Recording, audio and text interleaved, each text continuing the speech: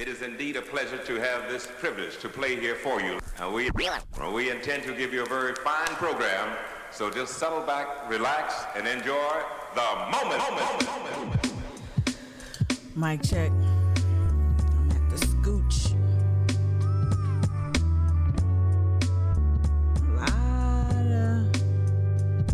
A lot of news. A lot of news. Not too much good news last night.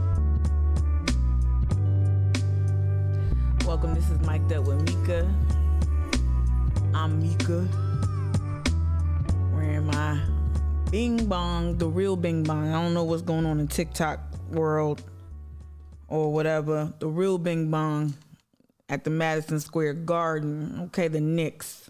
All right, good morning. This is Mic'd Up with Mika. Hopefully, as y'all trickle in, excuse me, I'm just wanna.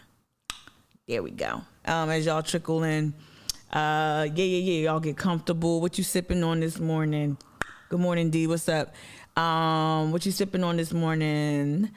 I got some tea that's been sweetened by Queen and Comb honey. Shout out to my B-man. What's up, Debbie? Good morning. Good morning. Yeah, I'm sipping on some, what is it? Reishi mushroom and cocoa tea. With B-man's honey and with lemon juice. Coffee. Hey, good morning, Brandon. How you doing? Good to see you. Yeah. All right. So, if you got the newsletter, hopefully you subscribe. Head on over to Instagram. Until I put the link in more places, head on over to Instagram, Charleston Activist Network. The link is in the bio.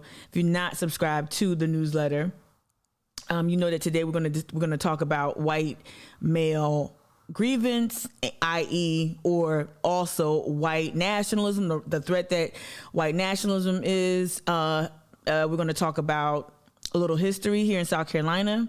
We're going to talk about the history, some origins of white male grievance. I'm going to bring up some of my oldies but goodies, my favorite pieces that I've read over the years about white male grievance and grievance politics and why white men so angry.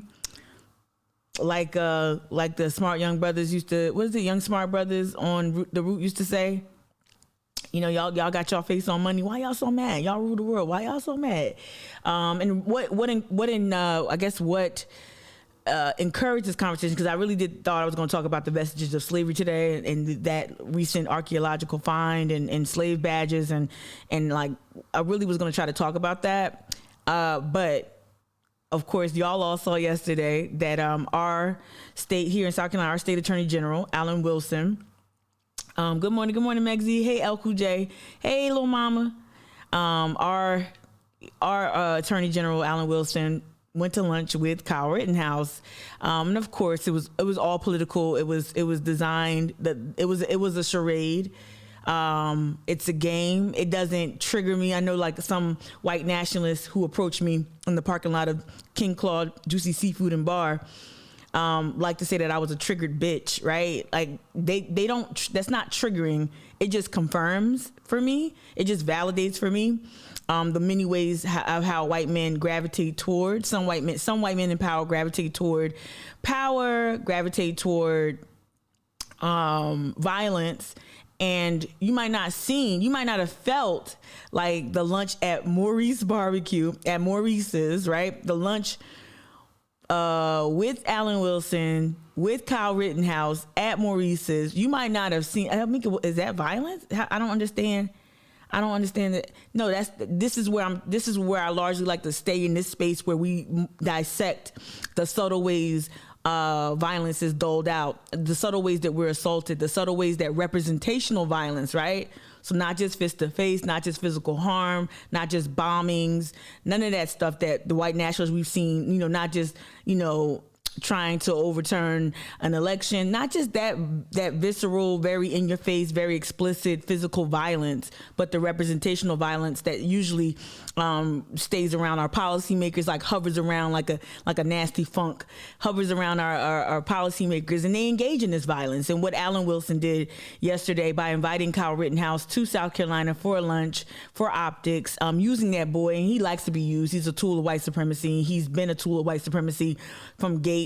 He is He is a manifestation of Dylan Roof's fantasy. He very much is. I know that who he shot, they were not black people, but I mean, had it been black people in his immediate gravity, he would have murdered them. Yeah, he's a murderer. And even if let's say that you're trying not to see this through a political or partisan lens. Let's just say you're doing that, right? Right? Lunch with terrorism, Joni. Let's just say you don't want to look at this through a partisan lens. A young boy carrying a gun that he should not have been carrying at night, unsupervised, underage, shot and killed 2 protesters, wounded another one so severely that they will no longer have use of their arm, from what has been reported. Why would that person be like, why would that be a person that you want to have lunch with? Like, even if it was like self-defense, even if you believe that bullshit, that is self-defense, even though we know that Kyle Rittenhouse went looking for trouble and found it, right? Even if you want to believe it, let me suspend belief real quick. Suspend disbelief real quick. Even if you want to believe that, why would, as an attorney general, why would you invite that person? Like, why would you run? Why would you try to imitate Trump? Like, why would you do that, right? So we're going to talk about that representational violence that is white male grievance politics. We're going to go again, visit some oldies but goodies that I like to visit, and we're going to dig into the, like I like to do. I like the root. I don't know why I did this. I'll get it when hold on. Ooh. I guess I thought my chair was a little bit closer to my subwoofer back there. No, it wasn't. So yeah, we're also going to lean into history. So I'm going to read a little bit from Ida B. Wells's biography. This is written by the illustrious Paula J. Giddens. If you don't know who Paula J. Giddens is, get into it. This is, yes, Trey Thick. But we're going to dig into the work and legacy of Ida B. Wells, because it's actually going to play into white male grievance and understanding its origins and understanding more about it and how it's tied quite directly to, them maintaining a certain station in life. But let me look in the chat. Good morning, everybody. Thank y'all for saying good morning. I love y'all have house training. Hey, Joy. Hey, Joni. Hey, Christy. Hey, Brianne, let me know if the chat doesn't load. I know I've been saying that and putting you on the spot, but I got another message for somebody else saying that chat wouldn't load for them. Someone said clear your cookies out and come back in. I think that's what Anna said. Like she told me, because she couldn't load the chat either. So let me know. Let me read what y'all say in the chat over here on Twitch. I can switch it up real quick. Got too much news up already. I already know that it's too ambitious. Okay, over here in the chat, Christy, you said that killer had lunch across the street from your kid's school. Wow. Kyle Allen Maurice's proximity to children, right? Ugh. Right. D, what you saying? Can I see this? I can see you, but some people can't participate in the chat. Like some people said they could not type in the chat. So I wanted to make sure that you could. Denise, good morning. Good morning, Denise. Yeah.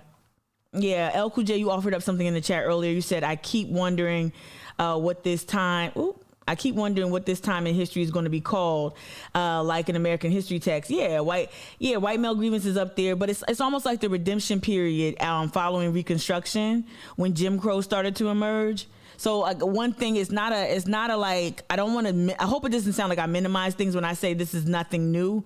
What I'm trying to achieve when I say this is when we treat it like a surprise, we are minimizing the blood that was shed, the fights that were won and lost, but that were waged against white supremacy.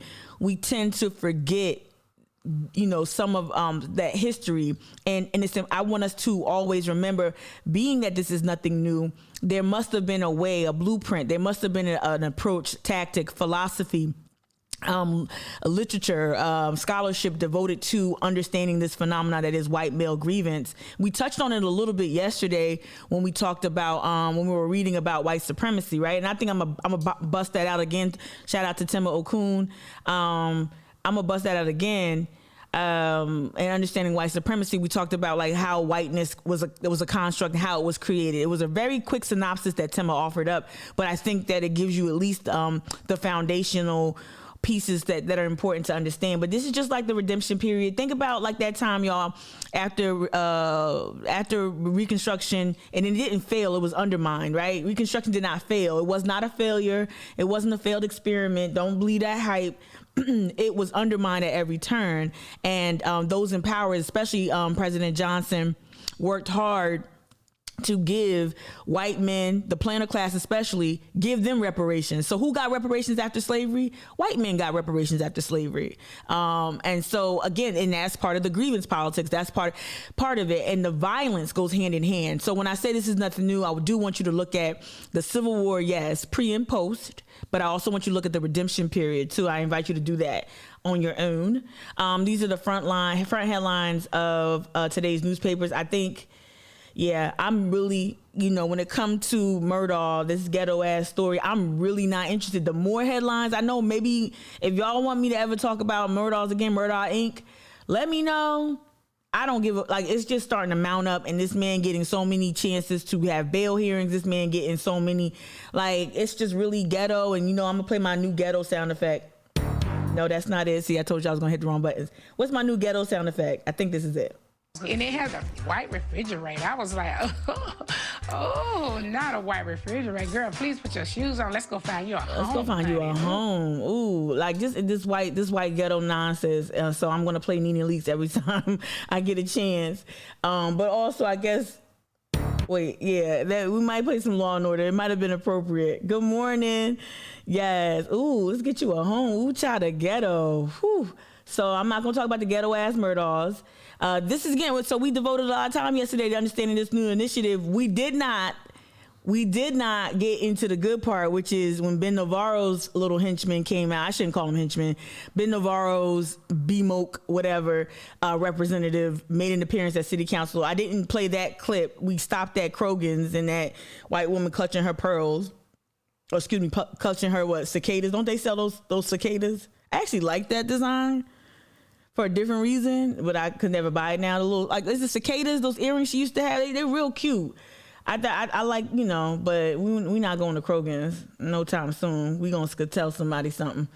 We ain't doing that. I'm not saying y'all have to go to Skatel's, but I might be skatelling you to do something else. Find an alternative.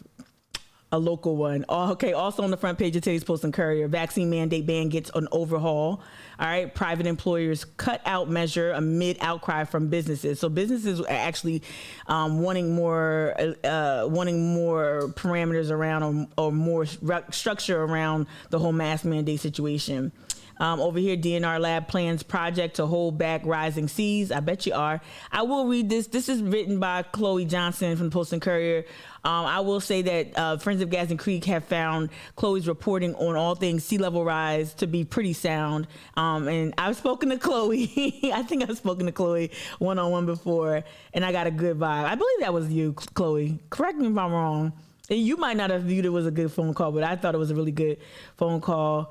A local hero gets an honor, y'all, after he's killed. That's at the bottom of the page of the Post and Courier here. Let me flip to the state newspaper. Good morning, everyone coming into the room. How you doing? We will be talking about, let me pull it up. We will be talking about, I always double click the window. Guys, we will be getting to it. We will be getting to white male. This is what you got in the newsletter this morning at 7:45 a.m. All right, you got Angry White Man, the national threat that is white male grievance. We're going to talk about it. And yes, what Alan Wilson did yesterday was violent as fuck. Yes, it was. Yes, it was. I want y'all to start like identifying violence when you see it. All right, this is the front page of the state newspaper. This is South Carolina House debates bill to stop employer vaccine mandates again. That's also on the front page of the Post and Courier. Also, the continued discussion about as challenges hit Richland Jail, county talks improvements. We touched on this a little bit, just read the headline yesterday about the jail. And we'll probably continue to follow that story, but I don't know how much time I might, if we got to make it a broader story about the correctional facilities in the state and how those who are incarcerated deserve better conditions, deserve better treatment. Just because they're in jail doesn't mean that you get to abuse and use them, right? All right. Also, that story again here, is it Emily Bohatch wrote a similar story to the one featured in the Post and Courier. South Carolina soldier who died in combat to receive Medal of Honor. Thomas Novelli wrote it for the Post and Courier. All right, so that's the front page of both area newspapers, right? All right, so I just had that open just in case we need to read the King Street story, but I don't really feel compelled to do that. Let's get to it. I think we can just jump right into it. What time is it? Go ahead, Mika. 17 minutes, not an hour. Not an hour and 13 minutes like yesterday. So I posted a reel yesterday on Instagram, right? A reel, consider ourselves castole. I'm sorry, scatold. Yeah. Anyway, it's so crazy. Y'all get me. Y'all get my jokes. Thank you, D. And D, I got your text message. I don't know. I'm working up to it. If you got some helpful ideas about Twitch, you can text it to me. Please condition it. Okay. Yeah, I don't know about Artie Torturous yet, Nicole, but. Shout out for gifting them a sub. The name is throwing me off, but they didn't do nothing. They ain't do nothing wild. So thank you so much for the subs, y'all. All this week, Nicole, D, somebody else. I think Australia Fuega. Just thank y'all so much for the support. It really means a lot.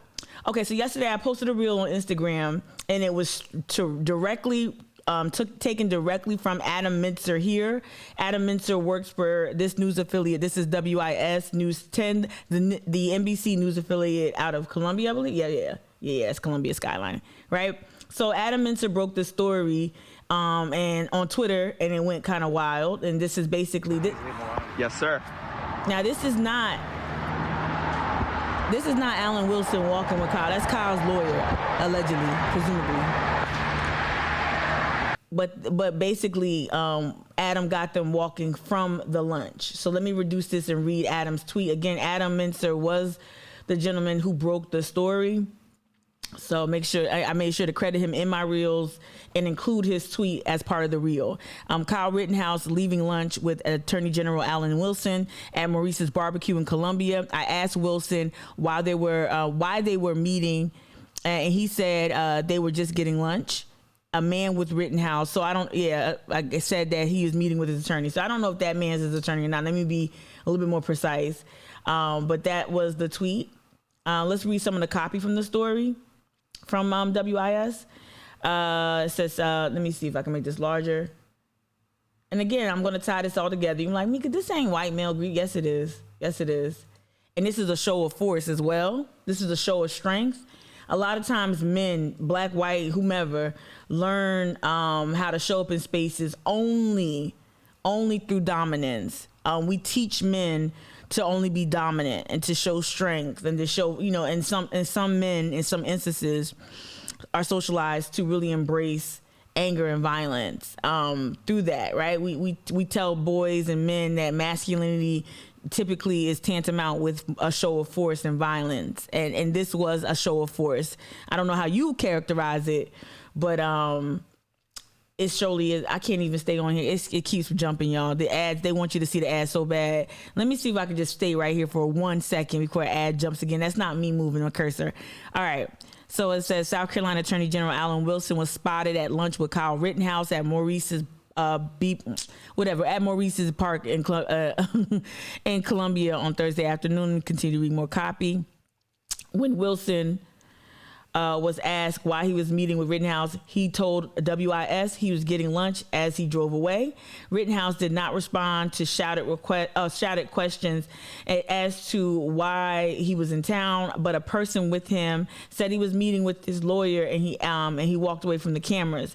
WIS reached out to the Attorney General's office for more details about the meeting, but did not hear back. And so I want to go back to his tweet because he followed up. Adam followed up with this. 5 people were at the table. So these are the pictures from inside Maurice's. 5 people were at the table. Okay. I'm good. Okay, internet's good. I don't know why it's taking so long. I might have too many windows open. I don't know. We'll figure it out. Yeah, let me pull some stuff out. Just in case. Just in case. All right, let's go back to the tweet. I don't know why it's not loading. Hit refresh. Not that deep.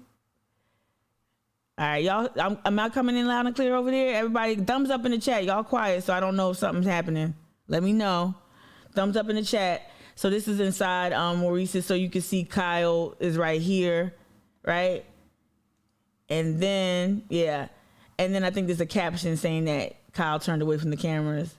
Yeah. Thank you. It says 5 people at the table. Rittenhouse turned away from our camera, right? You so bad. You so big and bold, right? So, yeah.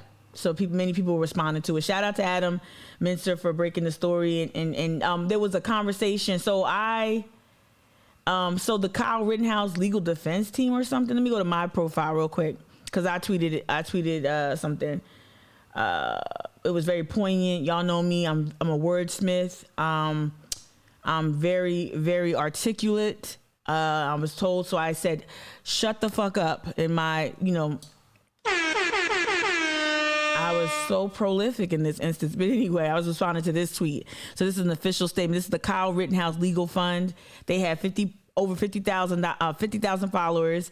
And they have a quote from Ronald Reagan. Hey, talk about biggest dope dealer. Biggest dope dealer in American history. Colombia got Pablo. We got Reagan. Ronald. So here you go.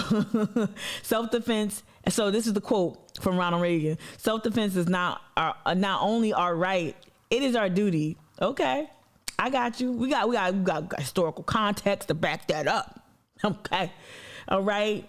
Kyle Rittenhouse loves barbecue. That's what they say, right? Kyle Rittenhouse, they made sure to hashtag it. Kyle Rittenhouse loves barbecue. For lunch today, Kyle enjoyed barbecue beef brisket, coleslaw, baked beans, 2 delicious hush puppies, and a glass of the finest lemonade. We would have told you that if you just asked nicely. A reporter don't have to and Caitlin Bird said this too. She gave Adam some like a shout out. She's like, reporters don't have to ask nicely, they just have to ask, and that's the truth.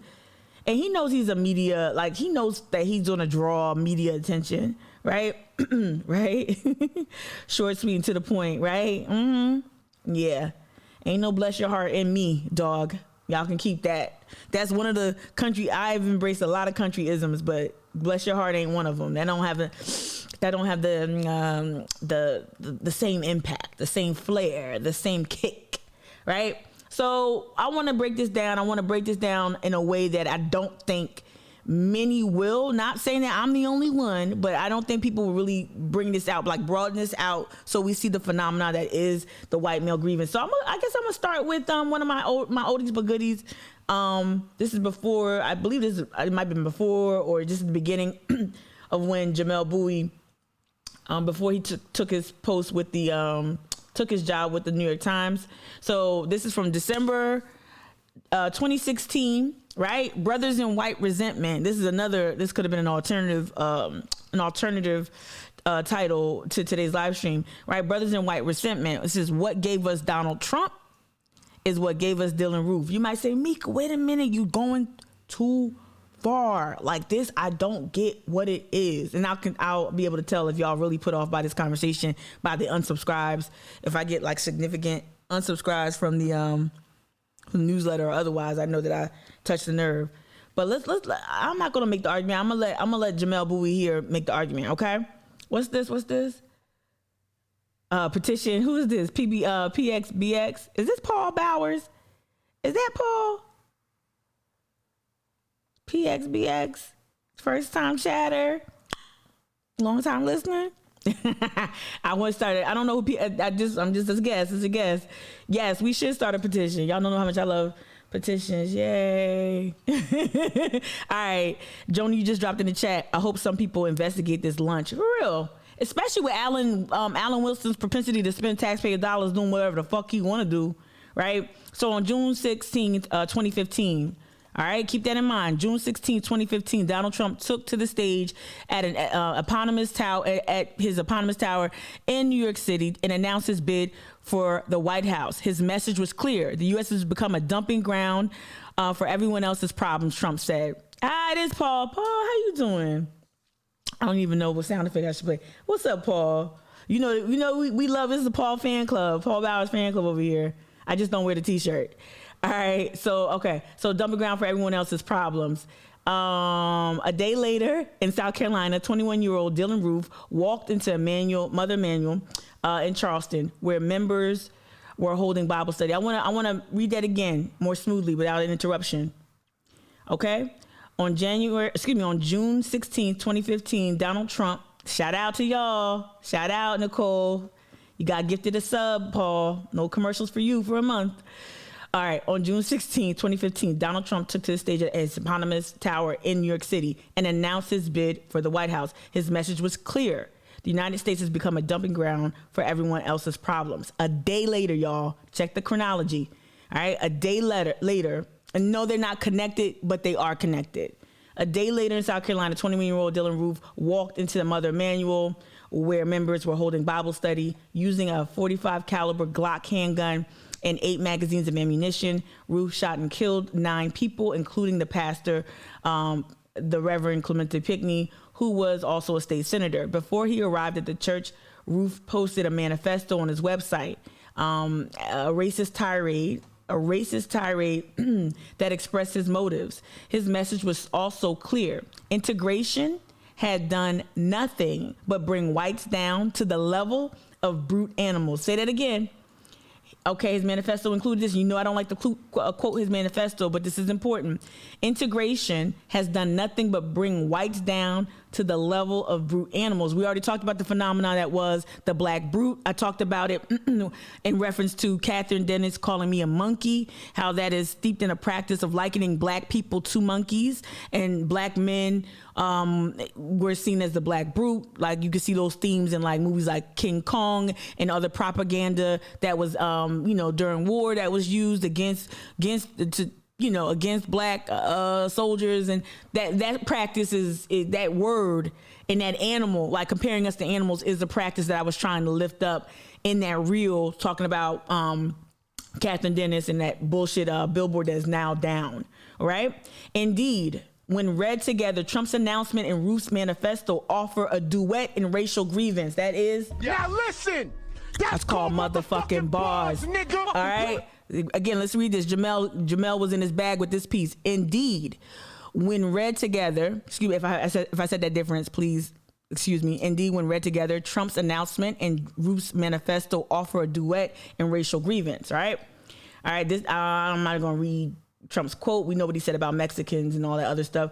So what I will say this. So Trump said something gnarly and disgusting and racist and violent about Mexicans. Dylan Roof, look at that. The chronology, peep the chronology. No, were they related? No, but what was the political, what was in the air? What were a lot of black people feeling in real life, in everyday instances? We're feeling this groundswell of white male grievance, right? Right. So while Trump is going on and railing against Mexicans, Dylan Roof, what did he do? In his manifesto, Hispanics are obviously a huge problem for Americans. That's what Dylan Roof wrote. But there are good Hispanics and bad Hispanics, right? Trump will go down to Florida, to Miami, and probably say the same thing with the Cubans that actually are working to uphold his type of white supremacist rhetoric and ideology, right? All right, so Trump went on and on. I want to get to some other call outs here about this grievance politics, right? All right, hold on. Okay, let's go right here. Okay, Trump wanted to make America great again, where America was, a metonym? What's a metonym? Paul, what's a metonym? For traditional, industrial, and white America, right? All right. Trump wanted to make America great again, where America was a metonym for a traditional, industrial, and white America set against the rising tide of racial threats from Hispanic immigrants and black protesters to Muslim refugees, and the specter of radical Islamic terrorism. With this promise to restore right here, with this promise to restore the moral, cultural, and political dominance of that white America, Trump grabbed the reins of the Republican Party and never let go.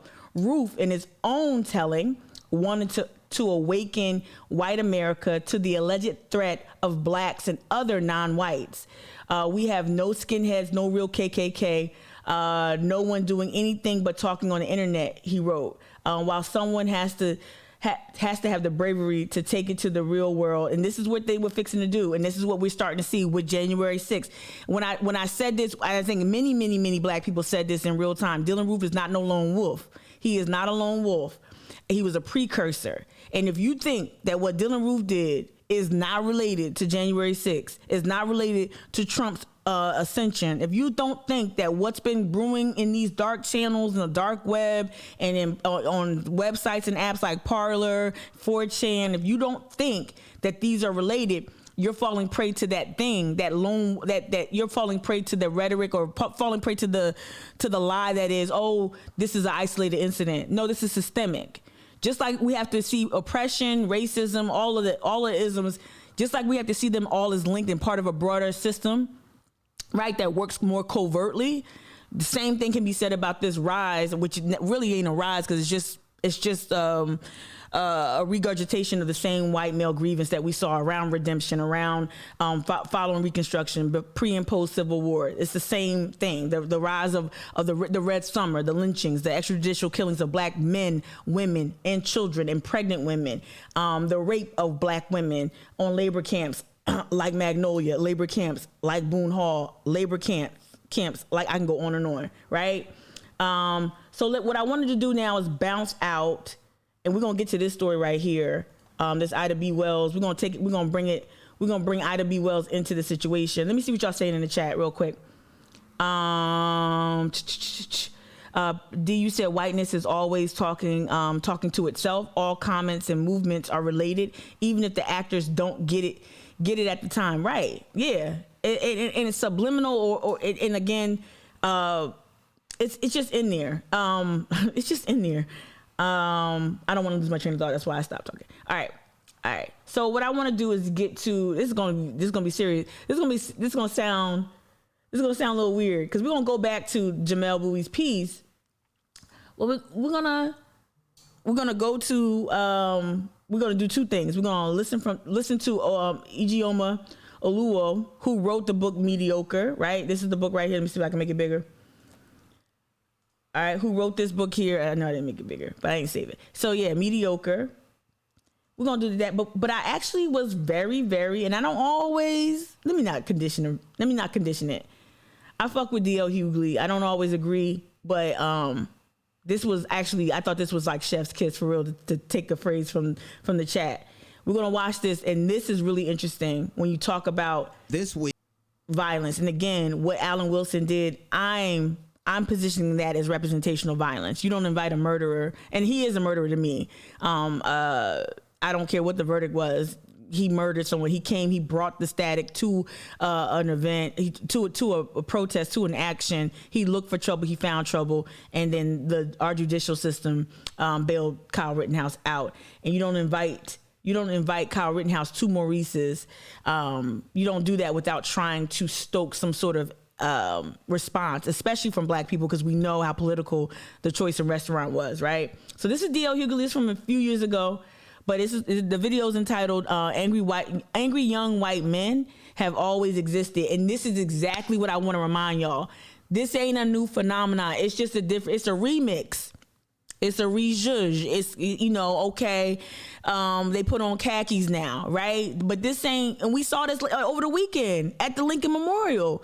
White men are getting ready, and they're not getting ready like organizing and getting folks to the ballot. They getting ready to come with shields and knee pads and weapons, and they're preparing for violence. Charlottesville showed us that, illustrated that. The recent protest that took place at the Lincoln Memorial, Proud Boys descending on Penn's Landing in Philadelphia. We've seen it. It's almost happening like an everyday thing. School shootings, right? School shootings, right? So let's listen to this from D.L. Hughley. I thought this was a really on point. This week, four young men who plotted mass murders were stopped. And this is from 2019. Thank God they were thwarted. And these four young men have something in common. They wanted to kill lots of people. They wanted to commit mass murders, and they were angry young white males. And I watched many other newscasters talk about that we have a problem in America now with young white males. That problem has always existed. Yes. If you look back through the course of American history, most of the mass murders committed in the United States of America were by angry young white males. There have been a million Americans have died in the last since the 60s. And I don't need to tell y'all this, but don't let nobody ever "what about Chicago" you. Please don't. Don't even engage that bad faith argument. Don't even engage it. Violence exists in every community.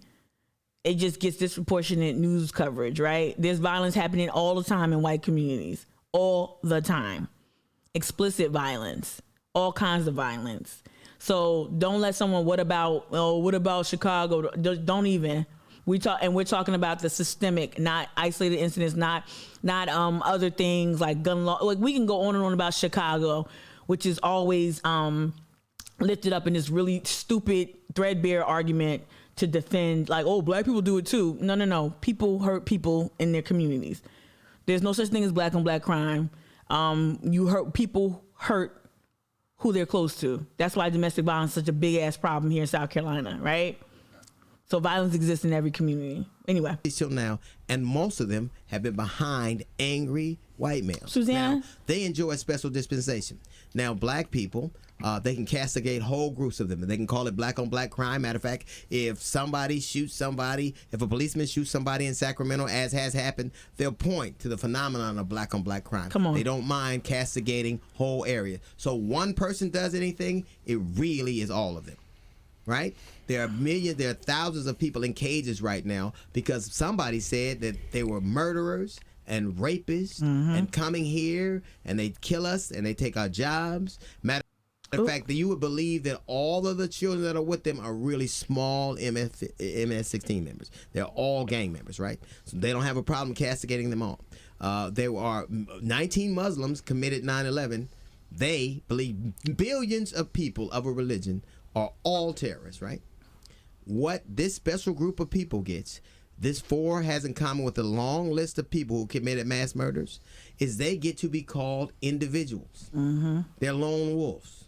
They're mentally impaired. They're acting on their own. If you look back at the history of what has happened, not just in this country, but all around the world, there have been violent acts of mass murder by young white males, and they're excused away. That is not to say that other people don't have these problems. Come on. But it is to say that it's never called the same thing with them. They are individuals. They are lone wolves. They're mentally impaired. Right now, look at the most heinous acts in our history. Thousands of people killed because they were angry that you owned a home. We're going to get to that. What happened in Rosewood, or what happened on Black Wall Street. There were thousands of people beheaded and murdered and lynched. We're talking about babies cut out of pregnant women's stomachs. Come on. We're talking about babies used as alligator bait. Thousands and thousands of times in incidents in the country perpetrated by people who are angry, very angry white males. Angry all the time. Matter of fact, the young man who perpetrated the Oklahoma City bombing, what did he do? He parked a van where? In front of a nursery. And they get to call them individuals. By calling them individuals, you never have to deal with what's going on. No. And they've been angry all the time. Even when they're in trouble, what are you so angry about that you have to kill all these people? What are you so angry about that so many people need to die? Why has your anger boiled to this point and it's costing people lives? Even according to the FBI right now, the most dangerous thing in America right now is domestic terrorists. Who are who? Angry young white males. Everybody else, if it were any other group of people that had committed crimes like this historically and continue to do, they would do something about it and they would call them something. And think about, I'm gonna pause it. I think, we're preaching to the converted, right? Let's visit that Timma's link from yesterday. Let's visit white supremacy culture, right? And go back to that distillation that she offered up on her website. Let me see. I think it was the What's It About tab. And I encourage you all to please visit whitesupremacyculture.info. Timma was a member of my Giving Project cohort. Didn't know who she was until I started to work with her. Shout out to the cheers, the bits. Thank you, Noah. Jokes. I appreciate you. So again, just this delete. It's really quick, gritty and dirty. We're gonna do that this morning. It's like a nice greasy breakfast. You know what I mean? From the grease trucks. I miss the grease trucks from Jersey City. I miss that. Pork roll, salt, pepper, ketchup. Okay, here we go. A brief history. Greasy breakfast, y'all. We're going to get into it, okay? All right. Brief history. Brief historical context. As early settlers came to what would become the United States from Europe, those in leadership were male and Christian. They did not identify as white. They identified with their ethnic, national, and or religious roots. They were English, French, Dutch, and they were Protestant, Catholic, Puritan. They came with the desire to create a new world, in quotes, right, where they could profit and prosper. But once here, they faced a big problem. These ruling class elites, these ruling class elite and their families were outnumbered by indigenous people whose lives and land they were stealing, and the Africans who they forcibly kidnapped for enslavement and forced labor. Because the ruling class elite were outnumbered, they had to persuade newly arriving immigrants from Europe to cast aside their ethnic, national, and or religious differences into a solidarity that could meet the challenge. And so they created a category of white and whiteness and consolidated the idea of white supremacy as a way to organize these very different immigrants into a singular unifying racial category. Now, and in reading this, I know it is not giving you a full-on history, but again, this is a quick and easy, big, satisfying, greasy breakfast, right? So I know what's not included, y'all, for the historians in the chat who are biting their tongues. If you want to drop some context, you can. I think that would, that would aid to this conversation. I would welcome it, right? All right, created a category of whiteness, right? Very different singular racial category. They did this by requiring them to disconnect from their ethnic and national identities in order to gain access to material, emotional, physical, intellectual, and spiritual benefits of whiteness designed specifically and intentionally to pit them against and place them above indigenous and enslaved people, right? They wed racism and and I use the word wed purposefully, to the construction of race. They created racism as white supremacy's tool, right? Race is a construct, right? The goal, I'm gonna keep going. Their goal was and is to undermine communal solidarity, right? Their goal was and is to create a hegemonic Christian society, right? And that just goes into our website. So again, go to whitesupremacyculture.info, and when you go to the homepage, make sure that you click on this tab, this link right here, this hyperlink here, which gives you that worksheet that kind of breaks down Timma's pillars of white supremacy, perfection, worship of the written word, urgency, all those buzzwords that we talked about yesterday, right? Or go back to yesterday's live stream from Thursday, go to about an hour and 13-minute mark, and you'll get that, right? So I thought that was really, really important to bring up here. And y'all, if I have any disruptions in service, please communicate gently, right? Let me read the chat. I'm gonna go back up. Little Mama, you responded to D, but you said yes. I was reading through that website she shared yesterday. I shared yesterday, thank you. And it said that the culture of individuality was a part of white supremacy thinking, and it made so much sense. I'm glad that the tools are making sense. And thank you, D, for dropping the link in the chat. Thank you so much, Noah, for just what you do, and thank you for dropping in the chat. Yep. Susanna, off topic, but Susanna, we got a sound effect for you and Allie. Let me see. Nope. I forgot my placement already. Let me see. Susanna, that's you. So whenever a lawyer of any kind, public defender or otherwise, is in the chat, we're gonna, okay? Especially when we talk about legal issues. All right, this mic is gonna fall today because I'm too far. Jesus. Ay. Okay, I might have to hold this mic like all day. Why is it doing this? Oh, ooh.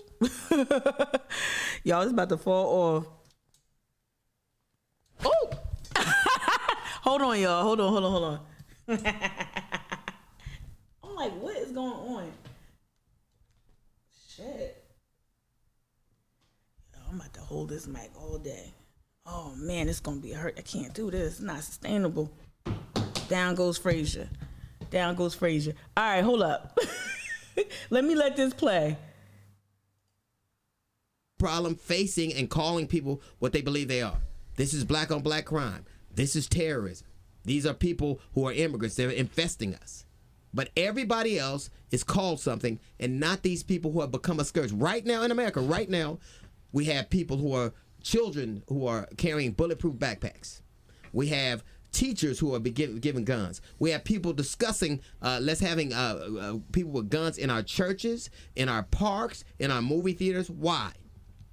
Why? Do they believe that roves of gangs are going to come from Chicago? They believe that MS-13 is going to climb the borders? Do they believe that Muslims are going to? No. They understand how dangerous angry young white males are.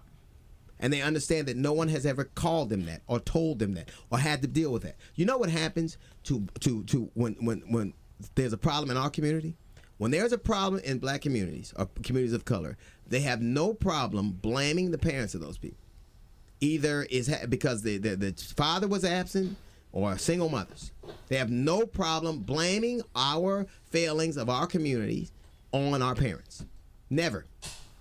They never have a problem saying it's because he didn't have a father, his father abandoned him, this single mothers were. When will America's parents be held responsible for raising mass murderers like black men and women are for raising thugs?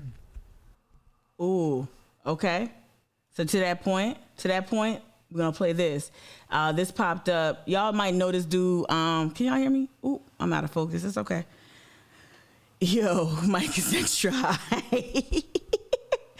All right, y'all might know this dude. His Instagram is, what is it? Consciously. So he's a video creator, education, elevation. He's real popular on TikTok. I don't even follow him here, but oh, that's how you living, bruh? That's how you living, fam? Okay, interesting. All right, so, but he did this really interesting video about the pathology. Remember, we talked about pathology that America requires. Like they require a pathology where black people are burning down their neighborhoods after something happens, after like an extrajudicial killing of a black person occurs. We're burning down our neighborhoods, right? There's a pathology that lazy, white supremacist, I don't know what to call that thing that people kind of rely upon. Like they kind of like, oh, well, the bad thing happened, but black people responded, and that's not good. They should respond the way we want them to respond, not with righteous anger, not with rage. I don't know how to characterize that. Y'all can keep me honest in the chat. But anyway, I thought he did a good job. I thought he did a decent job here. With this, with something that D.L. Hughley, like that last part right here. Let me just play it again. They never have a problem saying it's because he didn't have a father, his father abandoned him. This single mothers were. Tone policing. When will America's parents be held responsible for raising mass murderers like black? Right. Mass murderers, violent people. We've even had like that dude from North Carolina, that Cawthorn dude talking about raise monsters. We're gonna get to that too. What he said, he literally saying you need to raise monsters. And what happens later? What happens like not too long after that? The Oxford situation happened. So listen to this. I thought this was very interesting. Women being held accountable for raising men. And again, I'm like, yo, you pump the brakes on that, pump the brakes on that, arresting parents, for after school shootings and whatnot like that, because that's gonna have a blowback, right? That's as libertarian as I'm gonna get on that subject, right? So let's just watch this. Let me stop talking. Are Caucasian women being accountable for raising mad school, pew, pew, pew, pew, the same way that black women or women of color are blamed for raising thugs, asking for a million friends? Y'all know I'm about to get into it. This country is quick to pathologize black culture because look at what it creates, all those thugs. Meanwhile, Ethan Crumbly's demographic is overrepresented in school shootings. So if the production of thugs make black culture degenerate, what does the production of school shooters make mainstream American culture? Now, correct me if I'm wrong, but this seems like the first time it's ever happened where some white parents is being held accountable for what they produced in their household. We know that Caucasian parents are not held accountable the same way that parents of color are. We also know that way too many Caucasian parents in this country is more concerned about CRT being taught at schools than they are about their own kids going to shoot up the schools. Nathan Crumley's family is now on the run. The U.S. Marshals has even joined the search. So, again, we know that they've been apprehended. For them folks. Seemed like the first time this happened to me. What about? Okay. So, yeah, sometimes, I don't know. Sometimes the stickiness, I don't like. I don't know. I'm an asshole like that. But the substance of what he says is usually well researched and well communicated. Yeah. So it's pretty much, yeah. So that's just one, you know, I encourage you to just peep out his content, and y'all can figure that out. Let me, it's been disproportionately male, but I wanted to play that because it begs a certain question about the origins of this type of violence. Where does it stem from historically, and also here in America, just as an American phenomenon? This type of violence is to me patently American, while colonialism and white supremacy is not an American concept. It's not exclusive to this continent, this region. There's a certain brand of excusing away or justifying or lone wolfing away the violence. There's a way we do that here that's very specific to this country. I talked about Ijeoma Oluo's book, Mediocre, but I really want to let you hear from her, because Mediocre is not just a jab at white men. It's actually a larger discussion. I have not read the book, but from what I hear from the interviews that Ijeoma gave when this book was first, I guess, published and put out for sale, what I'm hearing is like there's dangers associated with this mediocrity, right? So, and I think a lot of people see Ijeoma's work, see some work, see stuff that I say when I call a white man mediocre. Shout out Jimmy on Twitter, who always wants my attention.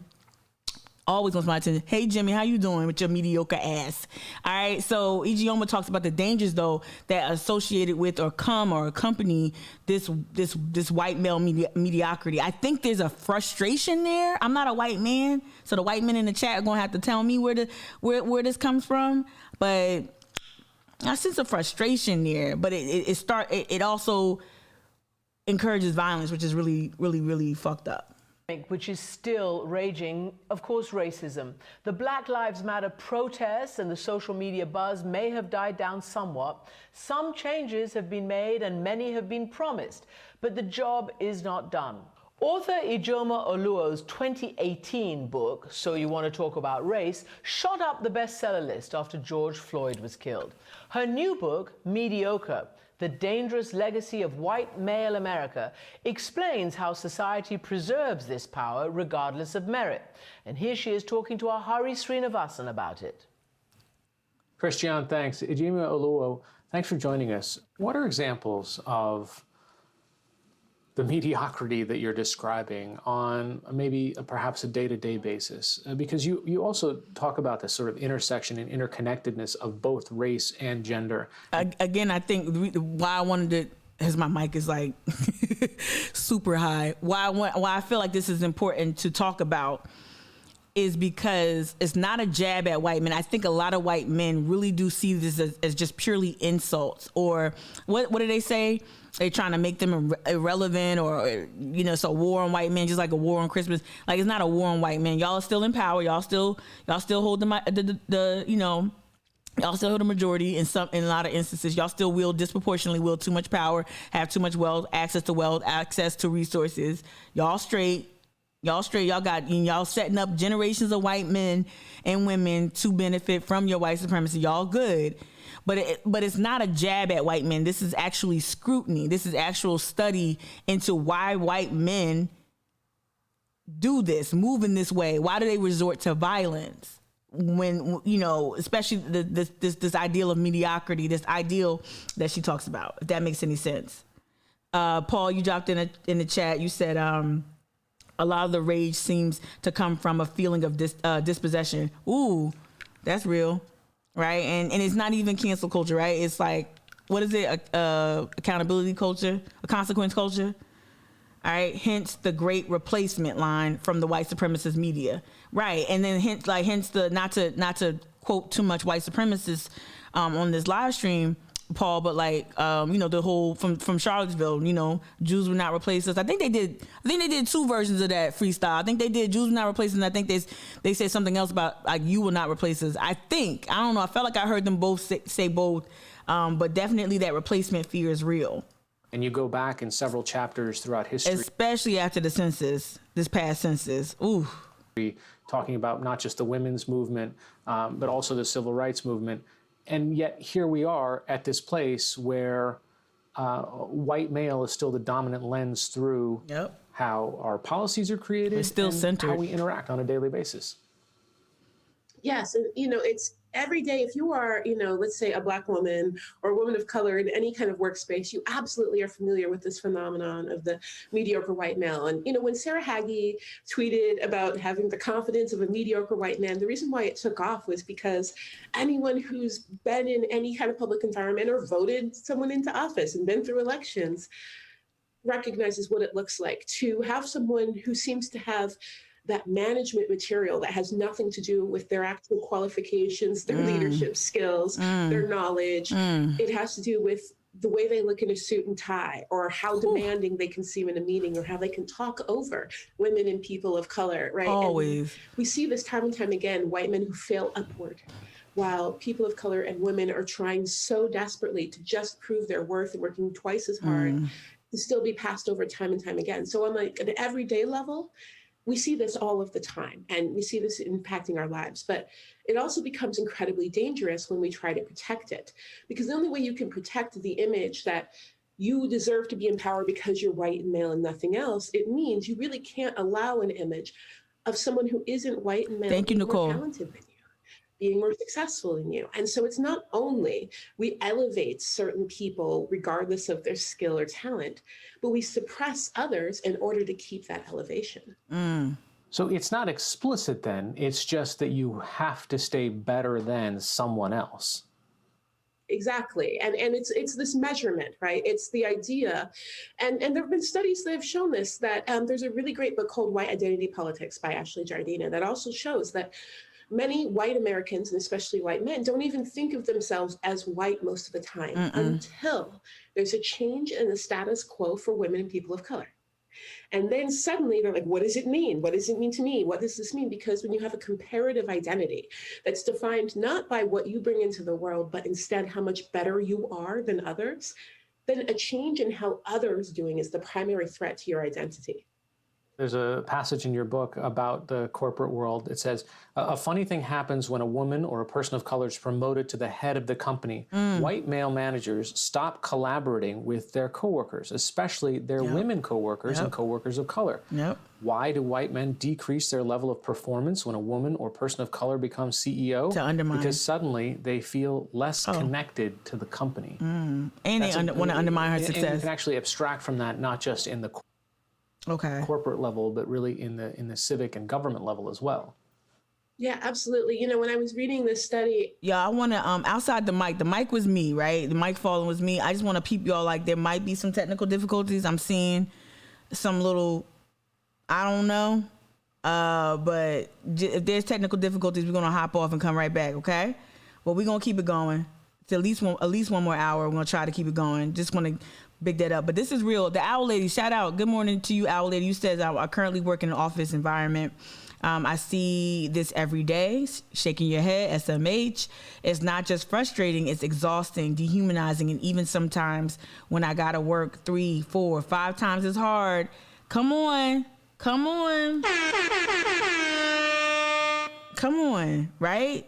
And it's really, like, I just can't, let me keep it going. But anyway, there might be, I'm seeing a little slowation. And when I tried to type in the chat, it was a little slow. But just, we rocking good so far. We're doing well so far. Let's just go. It felt very familiar on a personal level. We've definitely seen this. But then when you look politically and you see surveys that show them, when Barack Obama was president, white people saying, I don't think he represents me. Yep. But he was absolutely representing more than anything the interests of white America. And he was, by all measurements, a pretty centrist president. Very centrist. But because he looked different, suddenly you're disengaging. And I think we see this in companies all of the time. And not to make this too personal, but I often tweet this, and I'll keep tweeting this till the day I guess succumb. I'll keep tweeting and talking about this. I can tell who never had a white woman I can tell who ain't never had a black woman as a boss before, as a superior, maybe in the military, as a teacher. I can tell who never really had a lot of black women as authority figures, not mammies, not substitute teachers, but like, your professor or your coach. I can tell by the way that, and especially, this is going to really knock your fucking socks off, right? Especially with neoliberals, left-leaning white people. I can tell folks who are not comfortable with black women in power, let alone black men, but they're more comfortable black men. They love a messianic black male figure. That's why other black men leaders here locally get way more love than I do. Right? That people just love, even the ones that say, "Oh, me, God, love you. You're so important here." But then they run off and make sure they continue to create access for the same 3 black men in Charleston, the same 3 or 4, 5 black men in Charleston. Anyway, that's my personal grievance, my black meek grievance. But I can tell who has not had the experience that I have, right? I grew up with my mother in my household. She was an authority figure. Growing up in Tent Falls, New Jersey, while I still had predominantly white teachers, I had a handful of black men and black women teachers. I had black coaches. I've just had black bosses. Black bosses, like, a lot. And the black authority figures show up. I was raised with my dad. Like, you can tell who's not comfortable with that. And you could tell, especially from neoliberals, especially whenever I challenge an institution, see how much, and for the white people who sometimes say I challenge them, shout out to my friends who tell me that to my face. Like, Mika, sometimes you tweet something and it makes me bristle. It's supposed to. Usually when I tweet, I don't tweet just because, well, at least unless it's about the Knicks or something like that. I tweet not to piss you off, but I'm a gadfly, I'm a social irritant, right? I've leaned into that. So it's designed to evoke a certain feeling in some ways. But there's a lot of white men who I really piss off that are Democrats. And I get that sometimes I am antagonistic. I'm not saying I'm not. There's sometimes when I'm antagonistic when I'm calling Joey Cunningham Joey, that's antagonistic, right? But the larger argument that I make, and y'all know I make, and they know I make, is that, hey, we need to examine this. We need to examine why this person has been gifted this platform. We need to talk about all these instances where this person got this power, and whenever I do that or challenge white male power or white male authority, white male liberals really don't like it. You're supposed to be on our side. You're supposed to be my janitor. You're supposed to do everything, be magical Negro, and just bring all those black women, AKAs, to the polls and just shut the fuck up. That's what they really want, because they can't see me as either a cogent voice. They can't see me. And I'm not saying I'm trying to be an authority figure, but why am I less cogent than, and I'm just going to say it because I want to start trouble, I guess. I woke up and chose violence. Why are you questioning what I say, but you're not questioning it? You're not questioning, let me not say no names. I ain't going to say that. I really want to say names. I got you in the chat. We see this in film when suddenly there's more people of color in film. Suddenly it becomes a black film or an Asian film and not a film that white people feel like they can relate to. And we absolutely see this in our government. When people of color rise to any sort of prominence or power in our government, suddenly I got you, Brandon. There are people in the white populace who feel like it doesn't represent me anymore, and especially white men. And this also happens for women. And so we saw this, there's quotes in the book too, talking about, Bernie supporters who felt like we were talking too much about women. And they were saying, it means there's no dudes allowed anywhere, simply because we were trying to address issues that didn't always center them. So just the slightest shift. Especially with the Bernie bros. I'm sorry. Completely disengaged, not only disengaged, but really hinder and try to harm the systems that before they felt like they were a part of.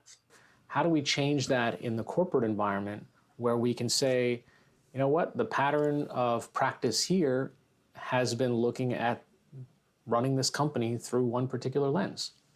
Yeah, I think part of it first starts with being really honest and figuring out where you stand.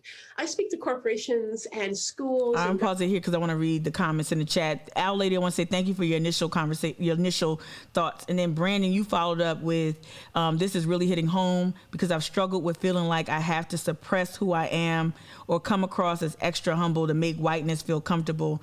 I've been in that boat too many times. Come on over to the dark side. Pun intended. Joy, you dropped this in the chat. Yes! ! I have spoken to white women trying to help black students, and when I asked how many black people they have engaged with, crickets. Do I have crickets still? No, I took the crickets out. Did I take the crickets out? Yeah, I did. Took the crickets out. Crickets. I am. You says I am not an Asian token. This is you, Joy, talking about your identity, right? You said I am not an Asian token. That is a substitute for black voices, right? Amen. Right, Michelle, you dropped in the chat, and I hope you're being safe. On a real note, hope you're safe in the gym, because sometimes when you listen to content that bristles white men, it doesn't mean that, you know. I just hope you're safe. Seriously, I know you cool and you a grown woman, but Michelle, you dropped in the chat. Lena Dunham said the thing about her show Girls. Yeah, Girls is a mess. Yeah. Brandon, you went on to respond to the Owl Lady. He says, it's exhausting. I'm really being intentional about not doing it anymore. Please do. I get, and I'm having more and more conversation with a lot of my friends here in Charleston. Moderation is overrated, y'all. And being a centrist, being moderate is overrated. I know people are going to tell you that's the way to get things done. They're going to tell you that's how you get funding. They're going to tell you that's how you get that job. And I'm here to tell you that if you have to shed parts of you to get any of that success, the success is not worth it. That sacrifice is not worth it. No success that they offer up is going to be worth you having. And I'm not speaking too broadly about your personal situation, Brandon, because I don't know it. And you and I are becoming friends more and more. Can't wait to produce your podcast. Just saying. But like, that's the thing that I had to do when I came down here, and I was like, okay, I can try to assimilate. And that's what we do. That's all black people do, is assimilate all day. And people don't understand how exhausting it is.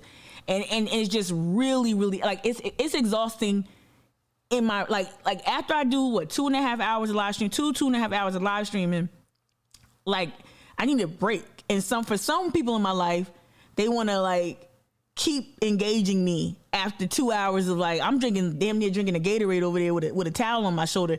It's a lot to have these conversations, and it's a lot to engage, to be black. It's just a lot. It's just a lot to deal with it. Oh, well, you said this thing. I really want more context.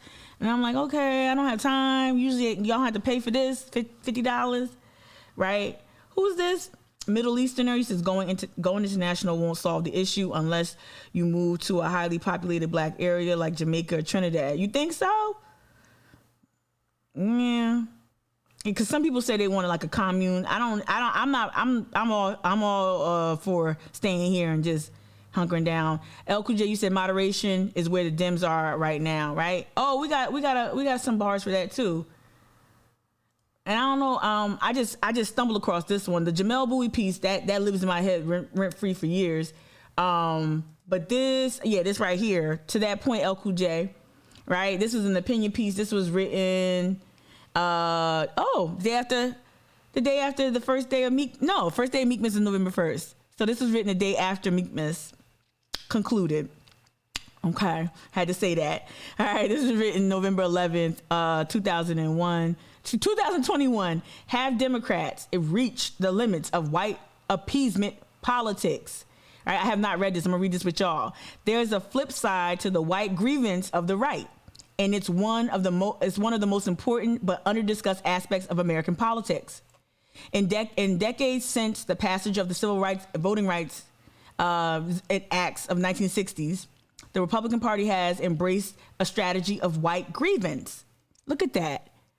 All right, I didn't even read this. I just Googled it and it came up. I said, let me leave it up, right? Perennially pushing policies and rhetoric that imply that the United States has gone too far in supporting civil rights causes and people of color. The 2021 version of this strategy is Republicans attacking how public schools teach about race and racism, with conservatives often falsely suggesting that white students are being told that they should be ashamed of their race. The Democratic Party, to its credit, has remained committed to civil rights. Maybe. I don't know about that. I think that line gets a... I don't know, dog. I ain't seen that. I don't know. You got to... I don't believe you. You need more people. Democratic Party, to its credit, has remained committed to civil rights. All right. It wants to be aligned with people of color. That's true. But Democrats also want to win elections in a white majority country. So party leaders for decades have informally adopted a strategy of white appeasement. Talk about it, y'all. White appeasement. Put that in there. What key phrases we learned this week? Social housing, co-housing, urban villages, white appeasement politics. Put that in the lexicon. By which I mean they frequently taken actions, often subtle, to demonstrate to white Americans that they aren't too tied to civil rights, right? Not too tied to civil rights causes and people of color. Sometimes this means Democrats taking a stance on racial issues to align with the views of the moderate conservative white people. Other times, it is Democrats avoiding a stance on a racial issue for the same reason, right? The Democrats' white appeasement is their countermove to Republicans' white grievance. It's so stupid. Hustling backwards. Talk about hustling backwards. It's like, oh, let's be friendly to the racists. Yeah, that's how we get that white moderate vote back. Let's be friendly to the racists. Let's keep platforming them and keep interviewing them. Let's keep, and I'm not saying you have to build a bridge, right? You have to build a bridge, but building a bridge can't be like on my fucking back, right? You can't build a bridge between, you can't fill this chasm, right? You can't breach it, whatever the word you want to use. You can't do that without first there being some sort of atonement and some sort of accountability within that language. It can't just be, well, I know, it can't be Joe Biden eulogizing Strom Thurmond. It can't be Joe Biden giving dap to Senator Eastland, right? Like, it can't be that. That can't be the strategy. That's not, there's no accountability. Have y'all ever like emphatically disagreed with somebody? You ever like not like somebody, but then you can work with them though? Like, you can find some common ground, or you can find something, but you don't have, but in that effort to work together, get the job done, you don't sacrifice your integrity. You make it well known. Don't cross this boundary, bruh. Don't say that shit about black people around me. Have y'all, cause I've done that. I've worked with people who I don't like, who are not politically aligned with me, but I can get the job done, right? But one thing I'm not gonna do, I'm not gonna appease you. I'm gonna show up, I'm gonna do my part, and I'm gonna hold you accountable. And I really wish that we practice, especially with white women, I really wish that we would practice loving accountability more, where you outline the boundaries. Like, hey, no, this ain't cogent. This is not a cogent you hating black people is not a cogent political point of view. So if we want to be a community, we got to work that out, right? Like, you can erect boundaries, and like, to me, the boundaries or where you can kind of like build that bridge, if that makes any sense. Let me look at what's going on in the chat. All right.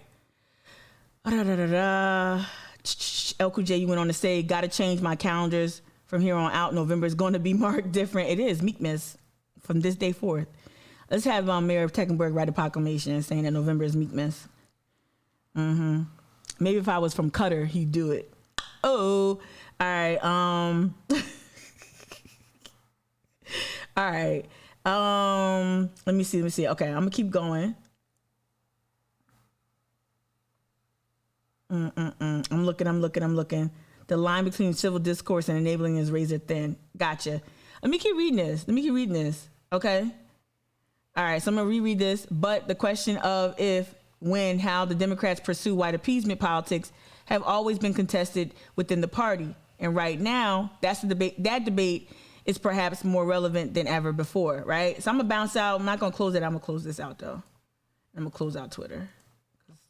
Computer is like working overtime. All right, I wanted to. Okay, we did him too. All right, let's keep going. I think I'm gonna bounce out of Idioma right now, and I haven't read that, but this is what I wanted to do. So I want to kind of bring this kind of home a little bit. There was a presentation from Skoll.org that I don't know. Actually, there was some parts of it that was helpful. I don't know what the entire presentation included, but I listened to the first like 17, 20 minutes. And there was something from a white man, because I want y'all to hear from a white man who talks about this as well. I want to play this one more thing. I played this before. I think when I first started live streaming, I played this, but I think today's live stream warrants another replay. So let's go. This is from Very Smart Brothers, and it's entitled "Why Are White Men So Angry?" I continue to ask the question over and over again this morning. I think there's no harm in that. Yeah. Why are white men so angry? Seriously, why are white men so angry? You would think that people broke into their houses at midnight, put a gun to their head, and forced them to season some chicken. All the tropes. It's kind of shticky, but we go with it. White men exist in a country where they receive perpetual validation. They run all of the Fortune 500 companies. They are most of our elected officials. They are most of our police officers. Remember that scene in Coming to America where Cleo McDowell discovered that Akeem was actually a prince and had his own money? The boy has got his own money. And if you pull out any cash, you will find a white man's face on it. Come on. Like, how can you be angry if every time you look at money in your country, your face is on it? America is basically Wakanda for white men. White men are amplified and celebrated and honored so frequently that it is literally news when that honor is extended to someone who is not a white man. Yet despite all of this, they are our angriest firefighters, our angriest accountants, our angriest hipsters, our angriest presidents. Ugh. And it's like, yo, why the hell are you all so angry? Every week, it seems like there's a new... Can I say something that's completely absurd? And I want to acknowledge the absurdity in this comment I'm about to say. Whenever they show close-ups of like Trump's face, and we know the spray tan is off. We know his hands aren't tan, and sometimes behind his ear is pale and white. The most horrible thing about Trump using all the spray tan products is that dude don't exfoliate. He don't exfoliate. And so I'm seeing too many pores. Like, I'm sorry, it's very absurd, but this is what y'all came here for, right? Like, this shit right here, like the product is just settling into the pores. Like, you got too much money. Ugh, looks like a rectum. His mouth. You got too much money to not exfoliate. Look at that line of demarcation. Ugh. Exfoliate, y'all. Liquid exfoliate. No scrubs. AHAs, BHAs.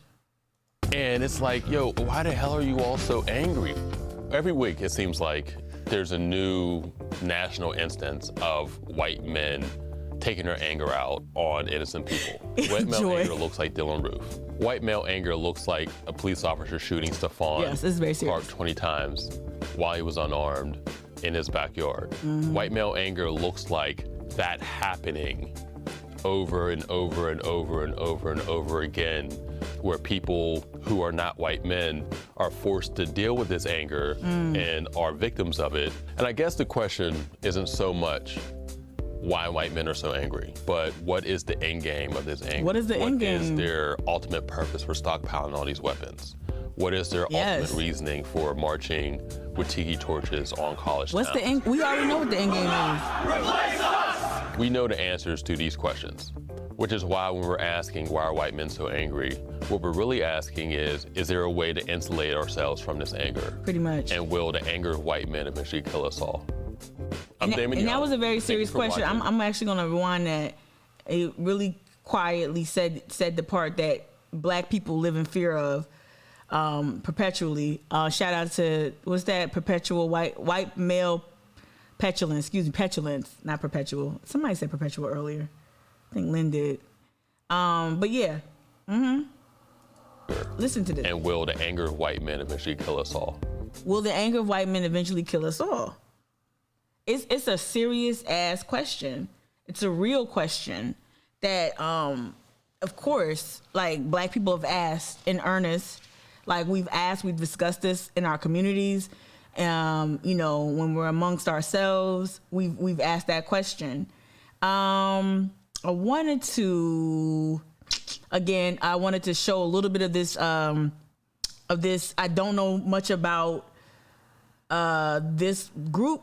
I know skull.org. Like I know the name. I don't know much about the group. Let's see the right here. How can accountability, reconciliation, and shared interests help advance equity in the United States? What strategies work to call angry white men in? So I guess the question for some people might be, well, what do we do? Like, well, how do we, again, that bridge, right? I'm not built I'm not built for that, right? So I know somebody might say, oh, Tamika's doing that book club and she be talking to white women. She only talk to white women. I know that's how people think, right? And I want to say, even though the book club selection for January is about collecting white women essentially, right?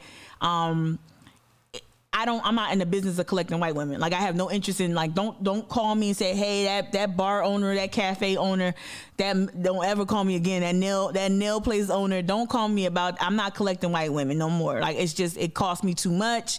It's dangerous. Fitz News will pile on and call me a terrorist. Like I'm not in the business of that. What I hope I'm doing is encouraging y'all white people who watch and consume this content to do your part in collecting some of this. Let me see. Goofy fun guy. What is this? No. No. I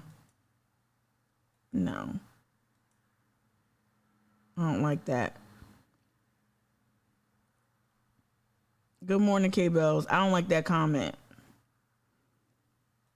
We don't support that at all. Let me block that. Let me ban that. We don't support that at all. All right. Yeah, that's not funny. I don't know, like some white people do try to bomb with me over violence, and I'm like, that's exactly why I'm scared of y'all. Like, no, I don't want to kill. Somebody else said that. Should I put him on blast?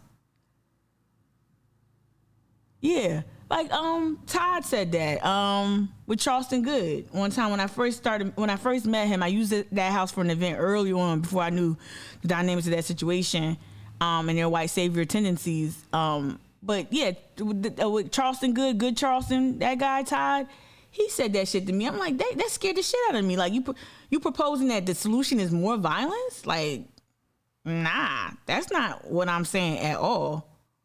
Gone too far and made white men, become getting called out too much. These are men who say, no, it's not Black Lives Matter. It's all lives matter. It's blue lives matter. These are men who would deny the inequality that our country faces and has yet to come to terms with. These are men that over the years of the Trump administration followed QAnon and Rush Limbaugh and swallowed and made their own the hateful language that has existed in this country even before Trump was president. Especially before Trump was president. They're men who embody the expression that sociologist Michael Kimmel coined so aptly. They have aggrieved entitlement. Yes. But the issue is that I think who's talking? Michael Kimmel. Some technical difficulties on their part. That we've got to look and say, these men are us. Promundo as an organization has been working to bring men into the platform of gender equality and gender justice, to say that gender equality and feminism is not against men, it's not men against women, it is all of us to make a world equal in terms of gender equality. We do that from a relational, intersectional, and a feminist approach. And so relational organizing is like just so tricky. It's so important, but it's tricky. And so there's people out here trying to organize relationally, right? And we talked about gender justice yesterday, right? At length, a little bit, not at length, but yeah. So their work is relational, intersectional, feminist, evidence-based, and gender transformative. Those are the words, y'all. Those are the words. That's why we not donating to shitty charities no more. We've divested from shitty philanthropy, philanthrocapitalism, right? The movement, the work has to be transformative. It has to be rooted in something other than whiteness. It cannot center whiteness. It cannot feature whiteness, right? The leadership needs to be made up of people who are mostly directly impacted. So you ask me, Mika, why you ain't joining that group from Charleston? Is it led by people of color? Is it led by, do we organize with people most directly impacted? FOGC, we got that there, right? We've grown into that, right? Can't say the same thing. I'm just bringing it up. Like when you talk about work and how to pull people in, and if y'all out here want to collect white women, want to collect and call in white men, make sure the work is grounded in something more than just nice feelings and kumbaya bullshit, right? I'm looking at you, Charleston Forum. And ultimately about calling some men out while trying to call all men in. And very aptly, we chose this photo to represent who we are. It's in Portuguese, the letters EU, eu is I.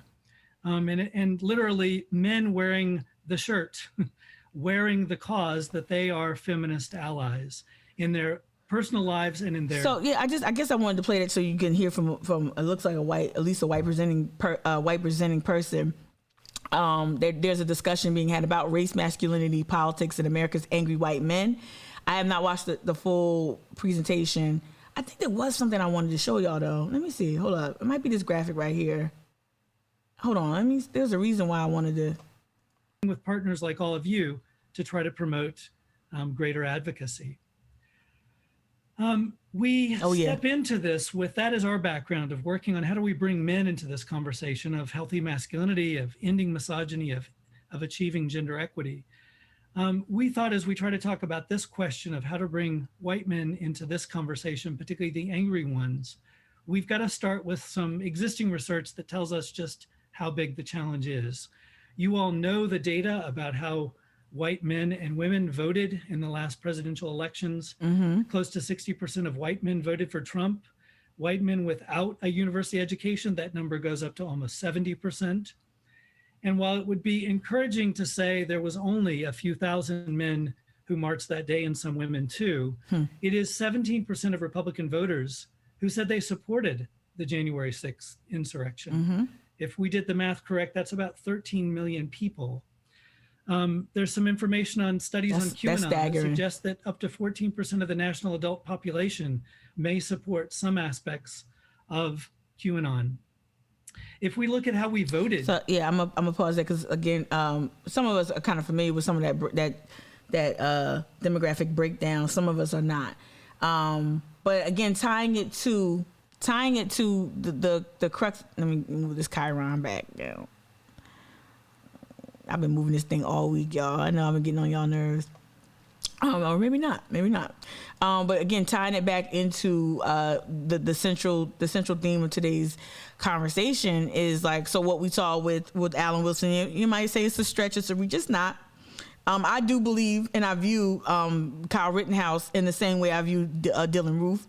Shit, they both got treated to some shitty meals, greasy meals. Like, they took Dylan Roof to Burger King, and they, Alan Wilson took Kyle Rittenhouse to Maurice's, right? They love giving these kids Happy Meals. I don't understand what that's about. But again, what we saw yesterday was a show of force, a show of domination.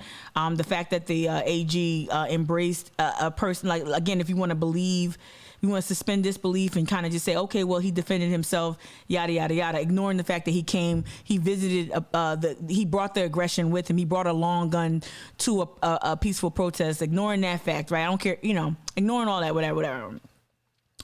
But what Alan Wilson did yesterday was a show of force, was dominance. And I just want to, why is that the flame to which this white grievance moth is always attracted to, the flame that is violence, the flame, the light? What's the allure of violent actors? And honestly, it's a way that, especially here in the South, men are socialized to embrace dominance in general. It gets heightened, of course, when you have certain ideological influences. Of course, when you have certain added spices that are white supremacist in nature. Of course, that accentuates some of that ire. But this is all related. This was a show of force. This also was a little bit this was also used, I feel like, the desired effect of being seen publicly with Kyle Rittenhouse, because they could have had Maurice's deliver that shit to the office, but what he was trying to do is in line with what the Calhoun statues was designed to do, is in line with what the Citadel was designed to do, which was to show you, hey, we bout that action. This is a reminder. We're in control. We can cause violence and not pay for it. We can cause violence. We can visit violence and hatred upon you with impunity. It is to scare us. It's to rattle us. It's to maybe propel us into a state of despair. It's designed to evoke a lot of reaction. Am I triggered? No, I'm not triggered. This is just another reminder that white men of this ilk, of an Alan Wilson ilk, who feel like they're being replaced because, diversity is happening, because, the census is reminding them, right? Mediocre white men like Alan Wilson, right? They have to resort to violence. To me, they don't have to, but they choose to. And I just wanted to examine that a little bit more thoughtfully. And that's why I'm bringing it up. And that's why I feature this picture. I did want to go back to, so the work of Ida B. So I love Ida B. Wells. I don't just love her because she was a dope journalist back in the day, and she wrote the Red Record, and she was badass, and she got kicked off trains, and she sued people, and she was just sick with that pen, and she lied about her age to start working early as a teacher to support her brothers and sisters after they were orphaned. Like, there's so many reasons why I love Ida B. Wells, but what I love about Ida B. Wells is that there's really no aspect of her work that she did when she was alive that I haven't benefited from, and that it hasn't touched me. There's no aspect of her work that hasn't touched me. So before I get to the Ida B. Wells and the Memphis Moss murders, I'm gonna leave this dude's face up while I'm gonna read a little bit from. If you're just joining, I flashed this book earlier. This is the biography, the Ida B. Wells essentially biography from Paula Giddings. It's called A Sword Among Lions. I suggest everyone have this in their library. It's very thick. Right, it's very big, it's very dense, but it's like, you show me you love Black women, you need to study Ida B. Wells, right? So Ida B. Wells is just her anti-lynching campaigns, all of that. But what I wanted to do was open up a portion of her story that is relevant to South Carolina, and I'm talking about the lynching in Lake City, South Carolina, right? All right. So I'm going to skip a little bit.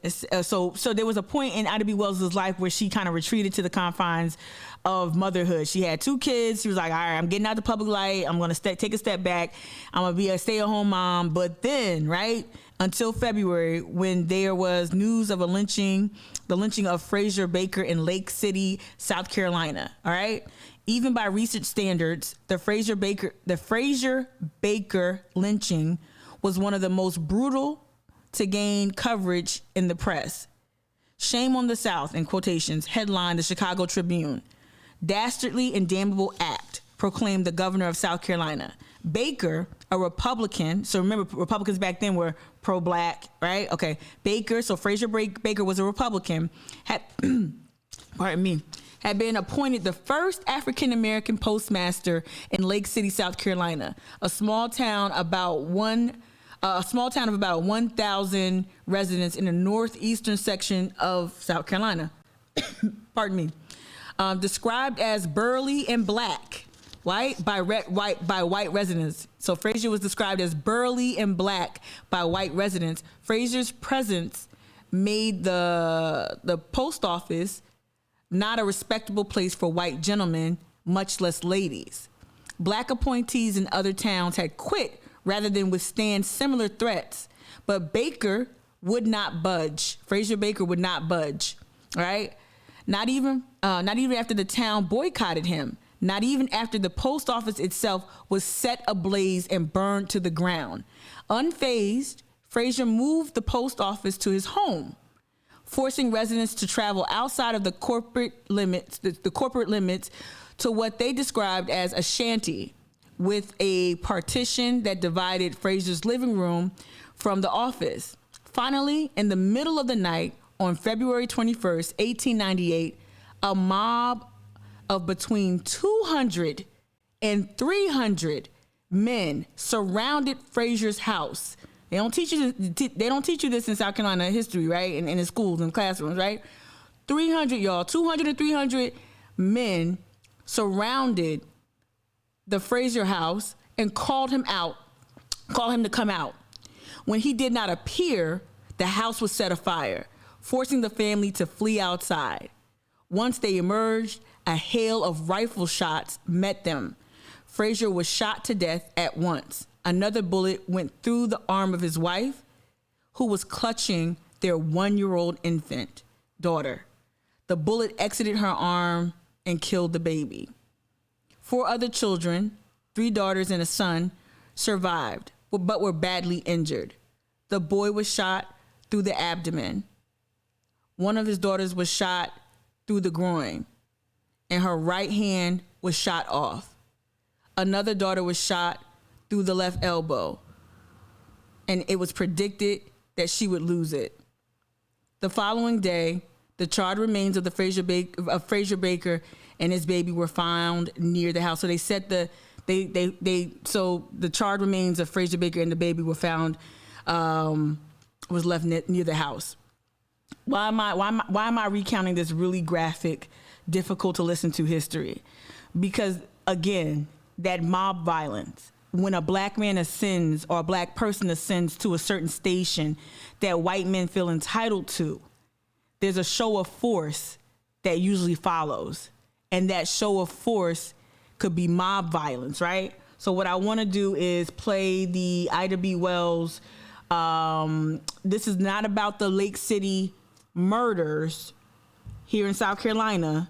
200 to 300 white men showing up to lynch a black man and his family and burn their house up, right? Right? 200 lone wolves. There you go. Yeah. Come on. You getting it. I like it. We got exactly that, right? We getting it, right? Right? We don't have a pathology. We don't pathologize white violence like that. I think, let me pick it back up. I think there was one other chapter where Ida called it, mobocracy in America. Mobocracy. I didn't even get to that. We're going to get to that. I'll bring that up in another live stream. Mobocracy. Evelyn, you just dropped in the chat. So much of this in South Carolina. The Hamburg massacre was here. Basically wiped a whole city off the map. Yep, it's now a golf course. The Red Summer here in Charleston. Seth McClark was there. She remembers what happened. Right? It's so many instances of mob violence being visited upon black people explicitly that we just never learn, right? So let me play this, because the work of Ida B. Wells is important. And again, when I talk about these things, we say that this is not a recent phenomenon. This is not Trump, right? Neoliberals love putting everything on Trump. No. Trump is just the boil on white supremacy's big ass, right? Like, he's just a manifestation. He's a byproduct of. He's not, and when we do that, when we become prisoners of the moment and discard historical, facts and instances like what Evelyn just brought up, right? The Hamburg massacre, the Orangeburg massacre. Like, when we don't look at history, we play ourselves. And again, the blueprint is with our foremothers and forefathers who fought this fight before us. This was the situation in 1892 when 3 young black men, Will Stewart, Calvin McDowell, and Thomas Moss, friends of Ida Wells, opened a grocery store in direct competition with a white-owned grocery across the street. This is in Memphis. The white grocer didn't like it much, and so there was a bad blood between the white grocer and the black grocery store. He went to the city officials. And so black grocer, and I'm probably gonna find it in this book right here. A black grocer opens a store. It becomes popular because black people's like, oh, we got a black option now. Let's go shop here. the black man is competition. Again, white men feeling entitled to whatever power, whatever position, whatever station, whatever success. A white man feels entitled to it. So how does he fight? Does he create better goods and products? Does he become more competitive? Does he incentivize black customers or white customers? Does he use a new customer service strategy to gain back that competitive edge? Does he? I mean, y'all created this very unique brand of capitalism here in the United States that was born through a black woman's body. So y'all get capitalism at this point. You get capitalism, white men. So if you believe in capitalism, even in the early stages, you understand what competition is. What do you do when the competitor is black, brown, a woman? What do we do, white men, when the competition, when you feel challenged? You don't subscribe to capitalistic value, or maybe you probably could argue that violence and capitalism do go hand in hand, but you don't go to it in its more, I guess, philosophical sense. You don't try to go for, those ideals or whatever. You don't try to subscribe or try to use the tools that come with capitalism, right, and competition. No. What do you do? Tried to get them to, the county officials tried to get them to close it down, said that they were maintaining burn it down, ordinances, cracking down on your First Amendment right. Deputy sheriffs arrived. Now, hold on. The dude is real soft spoken, so I hope y'all can hear it. What do? You create ordinances, right? Charleston. You restrict them. You do all these other violent things that are not physically violent, right? This is the representational violence that occurs in policy making, in going to Maurice's with a little white killer boy. Like, this is what you do, appealing to the county, like, get this black place shut down. That's what you do. That's another form of representational violence, right? Said that they were maintaining a nuisance. They were selling beer and lying. And when the deputy sheriffs arrived, now they didn't have uniforms. They were in plain clothes. It's after dark. And you see some white folks with guns coming after you. Why, blacks fired on them. You had gunfire, and a deputy was wounded. At that point, the truth must have come out, and so the blacks stopped firing, and the deputies went in and arrested all they could find in the grocery store. Then they went out and arrested everybody in the neighborhood they could find. Look at this. So they threw 20 to 30 people in jail. Within hours, rumors of a black revolt spread throughout the county. A black militia was disarmed. The 3 grocers were dragged from their cells by a mob and murdered. For nothing. The killers were never brought to justice. Everybody in town Go ahead, Tony. knew and loved Tommy. An exemplary young man. He was married and the father of one little girl, Maureen, whose godmother I was. He and his wife, Betty, were the best friends I had in town. He owned his little home, and having saved his money, he went into the grocery business with the same ambition a young white man would have had. One of the morning papers held back its edition in order to supply its readers with the details of that lynching. It said that Thomas Moss begged for his life. He did. For the sake of his wife and his child and his unborn baby. That Calvin McDowell got hold of one of the guns of the lynchers, and because they couldn't loosen his grip, a shot was fired into his closed fist.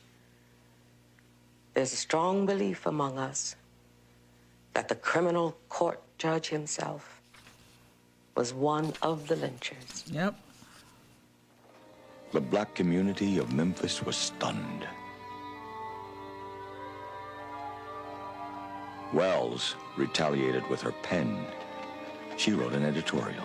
I love her. Her pen game is The city sick. of Memphis has demonstrated that neither character nor standing avails the Negro if he dares to protect himself against the white man or become his rival.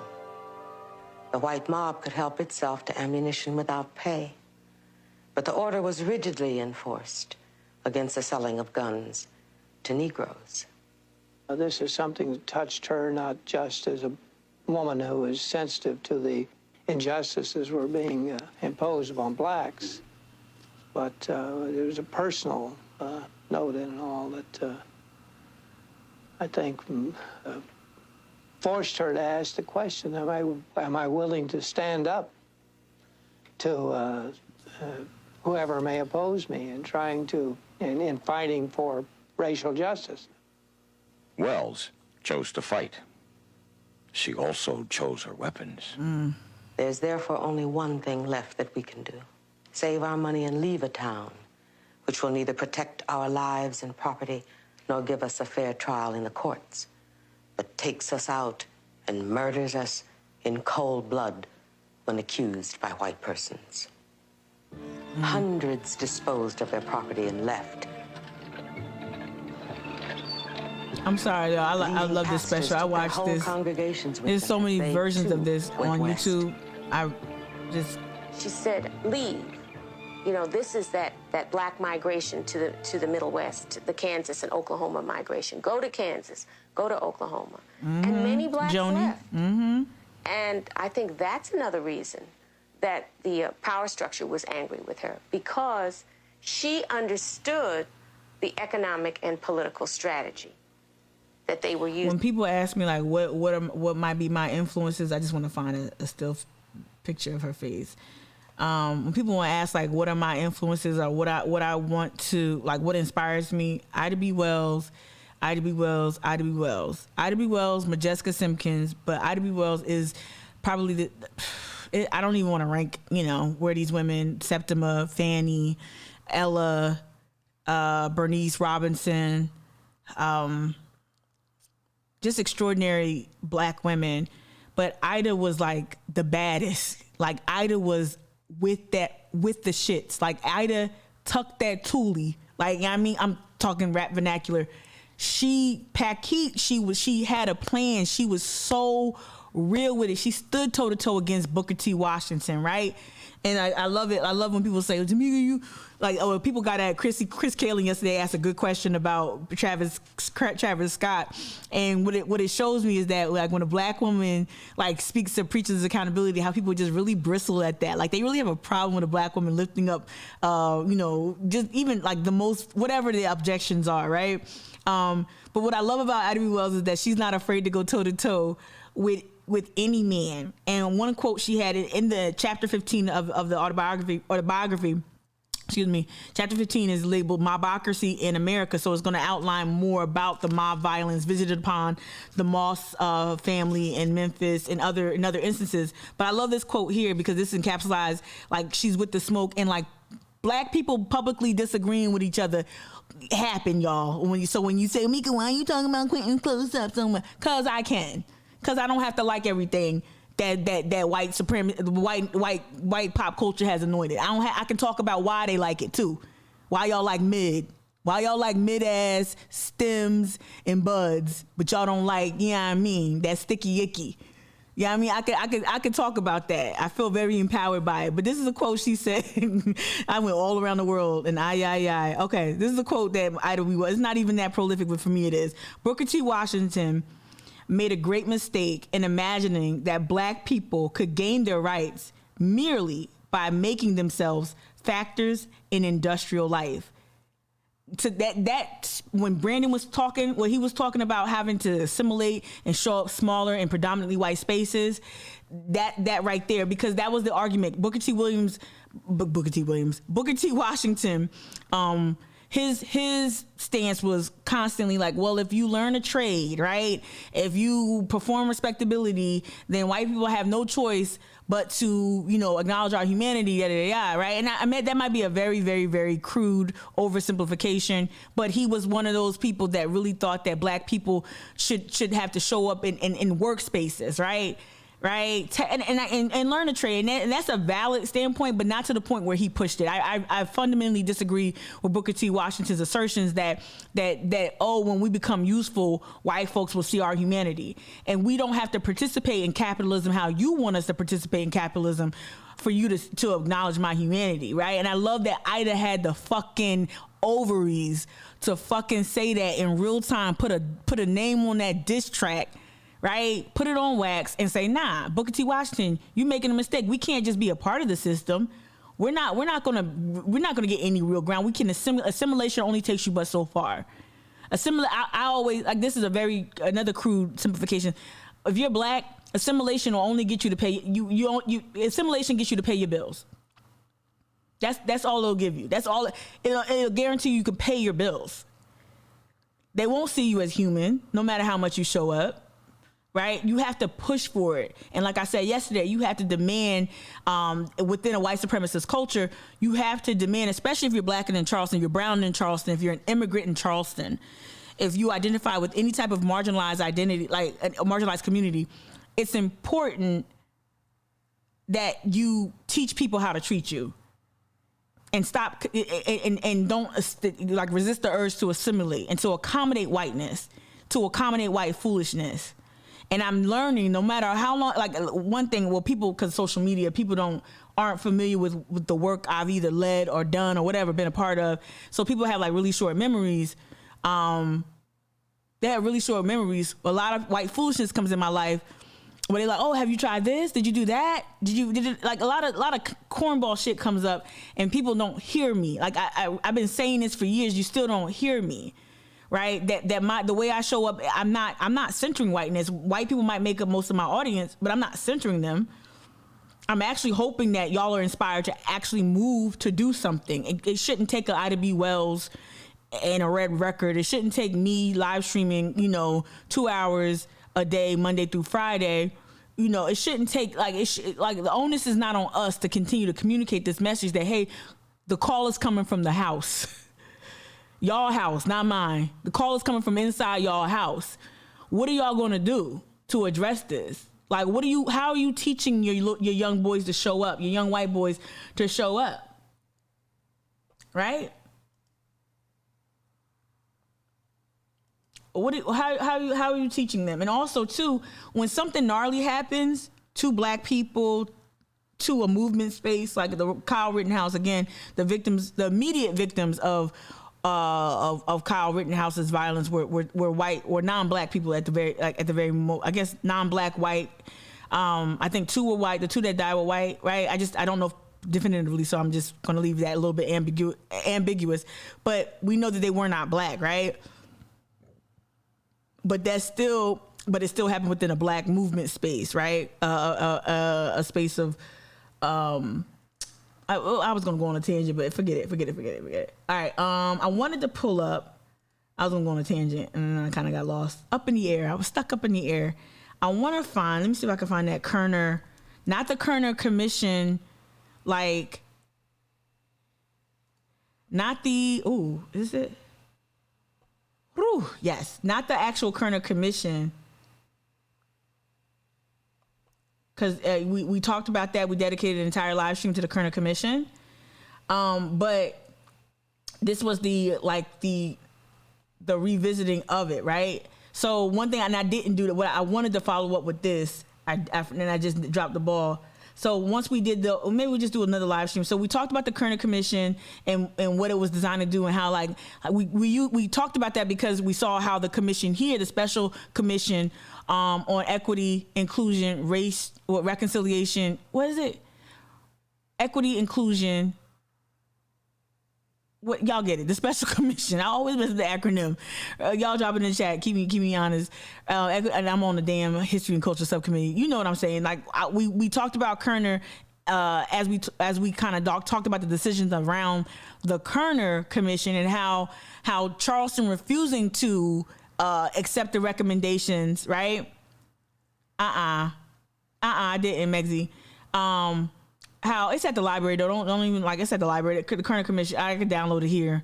But like we talked about it because like we're saying, well, this is not the first time a commission had really dope recommendations that the government didn't observe or didn't honor, didn't follow up. So we talked about that. But the flip side of it was that Kerner Commission, the criticism that a lot of contemporary scholars have for the Kerner Commission was that it examined the black reaction to white rage, right? Shout out Carol Anderson.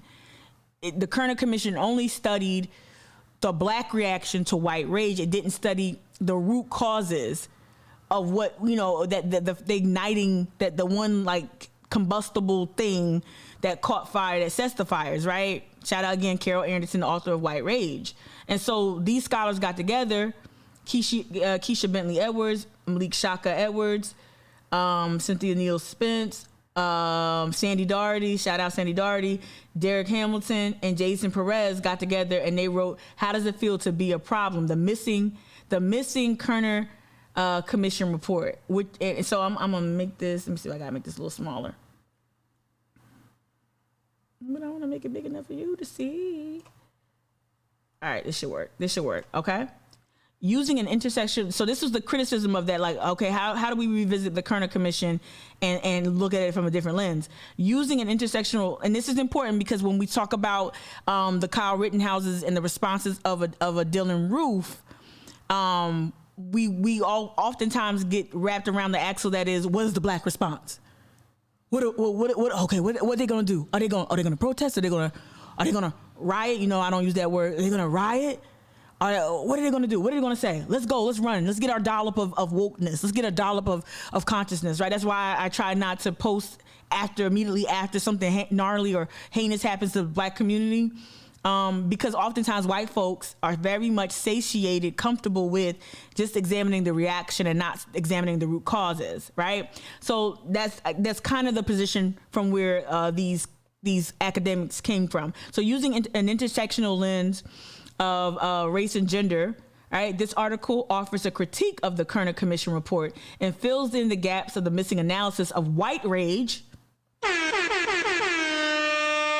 The missing analysis of white rage, and of course, black women were absent from the commission itself, the composition of the commission, and also the analysis within the report, right? Black women were just like, oh, where they at? Hello, where they at, right? All right, a protracted history of white race riots. Shout out to Evelyn for bringing up the Hamburg one from Reconstruction. Protracted history of white race riots resulted in the loss of black lives, black-owned property, and constitutional rights. However, only black riots marked the loss of white-owned property, right? But few white lives, right? Right? Again, going back to what even D.L. Hughley was like, why are we lone wolfing these people? Why are we not assigning a certain kind of designation to this phenomenon that is white male violence, white male grievance? Why are we not, like, why is there always a pathology of black people burning down their neighborhoods? But what do you call white violence? What do you call white rage? Right? Why don't we say white rage often enough? Right? Right. We know the phrase black on black crime, but we don't have white rage. It's just not in the lexicon, right? It's just not at our disposal, right? A dollop. You see me, Nicole? The dollop. Like, that's how I feel like. That's why Instagram, I'm like shadow banned.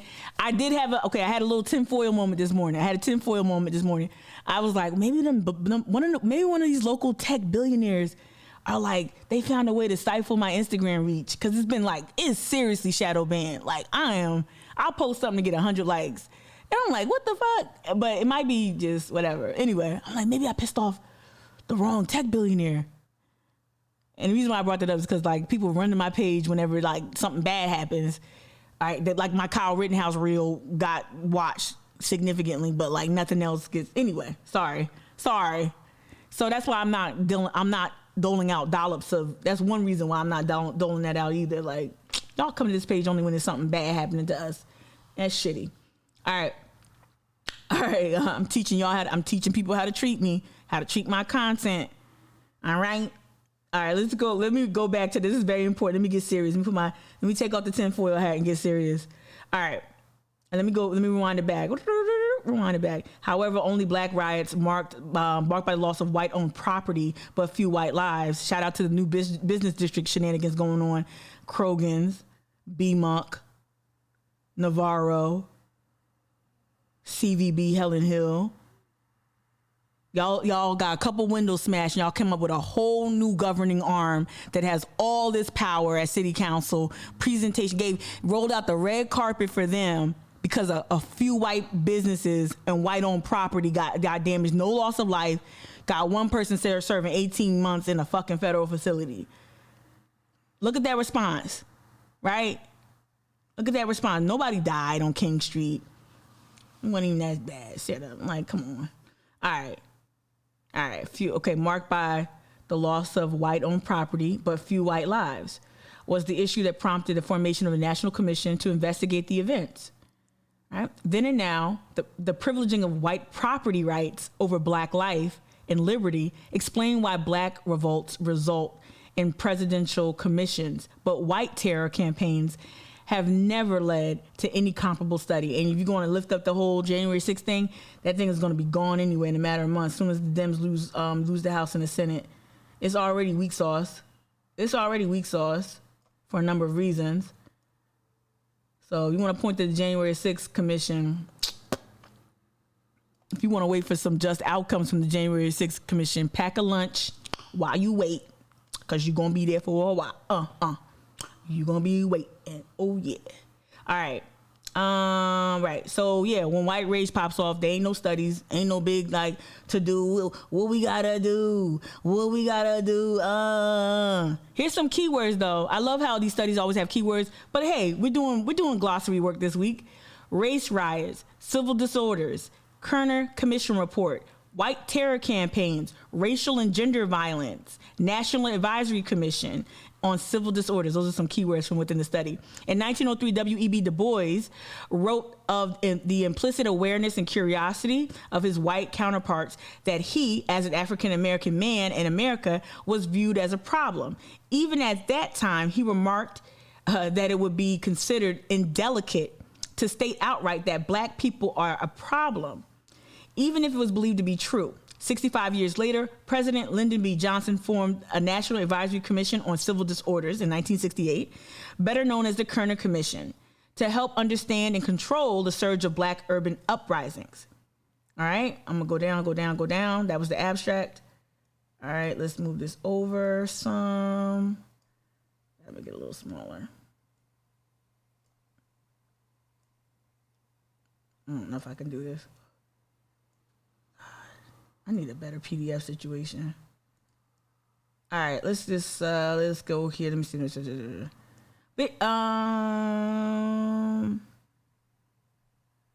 if there's another part I want to read from this before I dip. Oh, it's 10:02. All right, before I dip, and this article exists. Okay, so here. So let's keep reading. All right, I know y'all might not be able to see it, but I'm reading from here. In this article, we examine how the Kerner report interprets black rage or social circumstances, but provides little or no acknowledgement or analysis on white rage and its manifestations. Rather than seeing racial uprisings by black people as a normal response to incessant oppression and degradation, racial discontent and uprisings are seen through the lens of black deficiency. Now listen, that's called motherfucking bars, nigga. You know nothing about that. That's straight bars. I'm gonna read that again. Rather than seeing racial uprisings by black people as a normal response to incessant oppression and degradation, racial discontent and uprisings are seen through the lens of black deficiency. The police atrocities that triggered the black uprisings in 1967 were the result of state violence, right? On the other hand, white riots were state sanctioned and occurred with police participation. Come on. So when you say what was that tweet that popped off during the uprisings when everybody's like, where are the police? Where are the police? Stop it! Break it up! Cops! No. The cops is the call is coming from inside the house, y'all. The calls. RIP your eardrum. Sorry. The call is coming from inside the house, y'all. Right.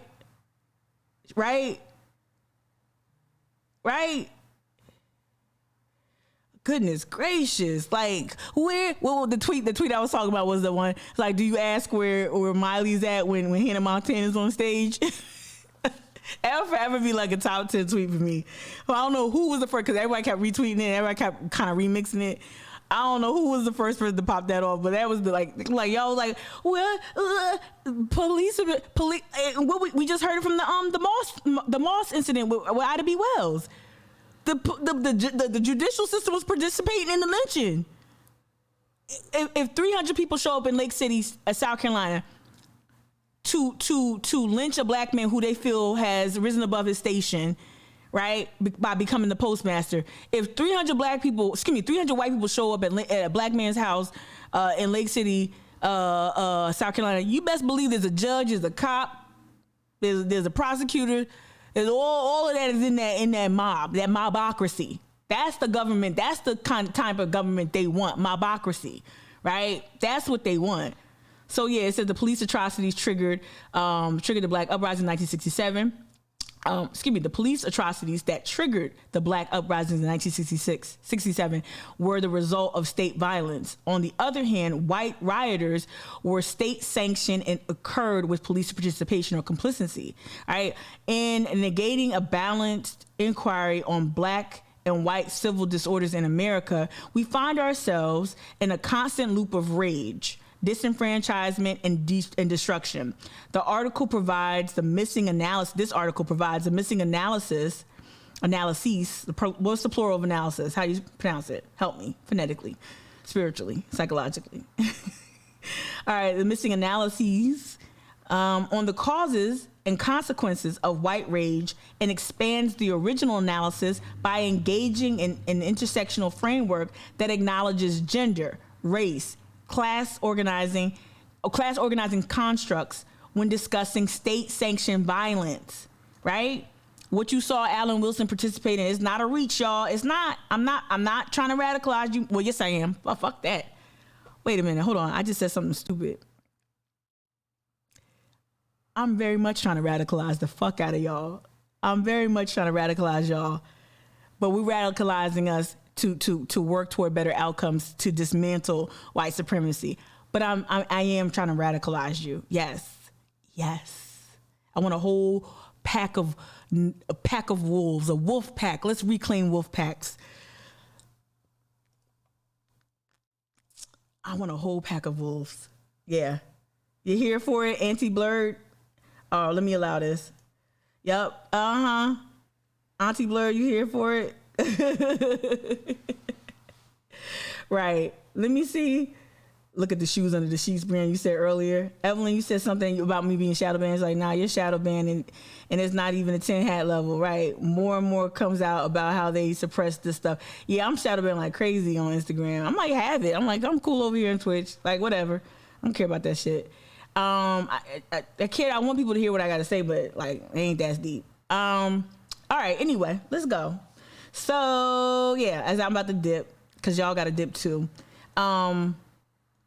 I also, what I wanted to say, I will say this, what I wanted to say too, what we saw with Alan Wilson, was a show of dominance, a show of force. It was designed to scare us, to frighten us, to let us know that we don't have an ally within our judicial system. We know that already. Yesterday, I also tweeted when I responded to, let me see if I can find that and bring that back up. When I responded to the Adam Mintzer's story, when I responded to it, let me switch back. I included two screen grabs. From news that broke that told you like what happened to people who participated in rebellion in South Carolina, in Charleston, right? So protesters who, I wish a prosecutor would rebel. I really wish they would. Not January 6th style though. Protesters who rebelled here in Charleston during the summer of 2020 were prosecuted to the fullest extent of the law. One person was sentenced to 18 months in federal prison for damaging property, right? We just read a little thing, right? White-owned property is worth way more than Black lives and liberty, right? Right? For damaging property. No lives were lost, but a guy who killed 2 BLM protesters gets lunch with Alan Wilson, right? And so I included these 2 screen grabs this is from the Justice Department's website. Charleston rioter sentenced to 18 months in federal prison. And the next clip I included was this is actually the heat maker right here. It's how our local police chief, Chick-fil-A Chief Reynolds, how he worked with Attorney General William Barr, right? U.S. Attorney General William Barr, and then South Carolina Attorney General Alan Wilson and McCoy, right? Work together, Tim Scott too, to get this outcome, to punish the people who rebelled, punish them way harsher than they should have been punished, right? right? And that's the real heat. How Chief Reynolds was very enthusiastic about supporting, prosecuting folks who participate in rebellion to the fullest extent of the law. Again, we can't ignore Alan Wilson. This was also designed to show us that this is that representational violence. This is that white male grievance. This is the perpetual lesson that if you're black in America, especially if you're a black woman with a big mouth, who calls out the nonsense in real time, this is a way of putting us back in our place. And a lot of white folks were shook after the Rittenhouse thing because, oh wow, you can die doing this shit. The risk was always there. It was inherent. It was there, whether you acknowledged it or not, whether you contemplated the risk or not. The risk of standing up for Black lives was always there. We have to know that and mindfully that's why I want to compel these young organizers to please start holding regular meetings, either virtual or in a well-ventilated space or whatever. Start organizing real meetings and really come up with actions that are planned over time. I know sometimes we need spontaneous reaction, but like knowing that there is inherent risk in standing up for Black lives, whether the risk is loss of life, police brutality, incarceration, whatever the risks are, right? There are innumerable risks associated with standing up for Black lives or standing up for marginalized communities, and period. Acknowledge that. Strategize, right? That's how I want to come out to the younger organizers. Like, please start planning your actions a little bit more thoughtfully. But to white people who are using this as an excuse to kind of tap out, I'm telling you that no, you can't, and this is not the time to let up. So hopefully, what I'm encouraging today with this conversation about how we can identify white male grievance, how it shows up in our policy making, how it shows up in real life, how it shows up at Maurice's barbecue, right, on a Twitter feed. White male grievance is dangerous. There's an actual risk to our lives. Gioma Alu points that out. Allow that, right? It's not just about calling white men mediocre. It's talking about how that mediocrity breeds a certain level of frustration that results typically in either some sort of violent act, and how some white men like Alan Wilson embrace violence. That's part of it. That's the feature, not the bug. They embrace these vigilantes, right? And they want you to know that you will have no safety in the justice system. So that was designed to make you feel overwhelmed and put you in a state of despair. I want to talk to white people and tell you, like, y'all not off the hook. As I just read from a book, Black people who stood up for themselves have oftentimes paid with their lives, paid with their careers. It happens. So just knowing the risk involved, calculate that risk, do all that things you had, talk with your family, have while y'all are eating dinner at the table, right? When y'all eating that green bean casserole and tuna surprise. Yep, that's how I imagine y'all be with y'all. When y'all be eating that green bean casserole with French onions, I want you to look over to your partner and say, you know what, hun? I might get radical this month. Oh, honey, what are you thinking? Yeah, well, I'm about to fuck up some white nonsense. Oh, sweetie, that's such a great idea. What do you like? Start talking about that shit. Like, how are you going to constantly show up and dismantle white supremacy in everyday lives? How are you going to confront white male aggression, white male grievance, white nationalism, how are you working? How are you leveraging what you have at your disposal? Right? Like, what do you have at your disposal? What can you use? I know, right? I'm not a person that, if I did have a gun, I wouldn't tell y'all. So I'm just gonna say I'm a person who doesn't have a gun. I could be or could not be lying. I'm just saying that. I'm a person who doesn't have a gun.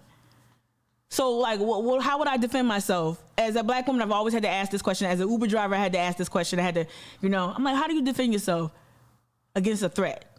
I'm like, okay, I'll grab the skillet, boing, I will Tom and Jerry an assailant. I'll grab a knife, a steak knife, some kind of big chopping knife. I'll grab a bat if I have a bat. I'll grab whatever at my disposal to fight the threat. What are y'all grabbing? If when imminent threat comes, what are white people grabbing to actively work to dismantle this, to confront white male a grievance or a white male aggression. Like, what are y'all grabbing, right? What are you reaching for? What's that? It don't have to be a gun. And I'm kind of being silly with this analogy, but it don't have to be like, I don't expect you to do, I don't expect you to be the biggest in just do something, because that's the problem, that white inaction or waiting for black people to respond. If you see it happening, you've done the work, you're beyond the one-on-one level of your political education. If you know a thing, if you can, okay, this is fucked up. I heard some fucked up shit.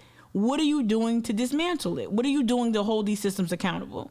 And that's where I really want, that's the dismount today, is white people. So now I've told you what the problem is. I've shown you the weather report, right? Hazy with a chance of white male grievance. I told you what's going on outside. How are you going out into the world and you're going to address it? Like, what are you going to do? Because the onus is not, we gonna do what we do. We gonna run to the church. We gonna organize. We gonna talk to our mom. We gonna talk to our dad. We gonna talk to our neighbors. We gonna do what we gonna do. But what are the white people doing? The call is coming from inside the house. What are y'all doing? How are you socializing your young boys? How are you raising these young boys? How are you raising these young girls? Because we know white female aggression. They were her property. We're reading that too. They were her property. Might make an appearance at the book club, right? Like, what are we doing to actively dismantle these systems, right? All right, Lynn, you put a really big comment in the section, so I want to read your comment. I know it's not on screen, but I'm just going to read it. Getting back to Alan Wilson, trying to remind myself what attorney generals do. Among the duties, issuing formal opinions to state agencies, proposing legislation, handling criminal appeals, and serious statewide criminal prosecutions, and operating victim compensation programs, right? Yes, yesterday was total white violence perpetuated by a high-ranking state legal officer. Amen. Couldn't agree more. K-Bells, you put in the chat, yeah, that public meeting was a Klan rally. It was a different level, but it definitely was that. It was meant to send a signal, right? The white lash since 2008 has been wild. It has been unrelenting since Reconstruction, but 2008 was a high point. The white lash, when they gave that brother the White House, ooh, and he was a centrist. He didn't even pay black women no mind. My brother's keeper. What? Black women deliver. We didn't even get a Supreme Court nomination from the brother, and we put you in the White House. Anyway, all right. Base of PJ, you said South Carolina. Shout out to the new follower, Auntie Blurred. Boop, boop, boop. Yay! I don't have no good sound. Yes, I do. I gotta remember what's here. Wait, hold up. What I got? No, that's no. Hold on. Okay, I still have applause. Thank you. Lasers. Pew, pew, pew, pew, pew. All right. All right. Base of PJ, you said South Carolina was where that shitbag roof. Yeah. Mm-hmm. Yup. We talked about that early on, Base of PJ. We talked about that with the Jamel Bowie piece, white male grievance, or resentment, white male resentment politics. And Wilson was AG, when that happened. And he was the kid that they pretty much held his hand like a baby up. They flew him in the jet. Back to whatever, and then they took him to Burger King. Mm-hmm. They treat white nationalist terrorists like really nice here. Joe Biden eulogizes Strom Thurmond very warmly. They love white nationalists here, right? Weather report. You like my weather report comment? Auntie Blurred, weather report, Hazy with the high chance of white male grievance. Oh, I'm so glad you found me too. Tell a friend to tell a friend. Yeah. Mm-hmm. You are offering great advice. That's it though, Brienne. That's it. I'm tapped. Don't text me about, hey, what should I do? I don't know. Google is free and the library is too. Get there. Run. Library card. ASAP. Charleston County. Get it. All right, that's it, y'all. I'm going to be out. I got a busy day today of planning and recording. I'm excited. And yeah, I will see you bright and early Monday morning, 8 a.m. Rain or shine. Hazy with a chance of whatever the weather report is. I'll be here. Make sure you go out there and fuck some shit up. Fuck up some white supremacist bullshit. Bye.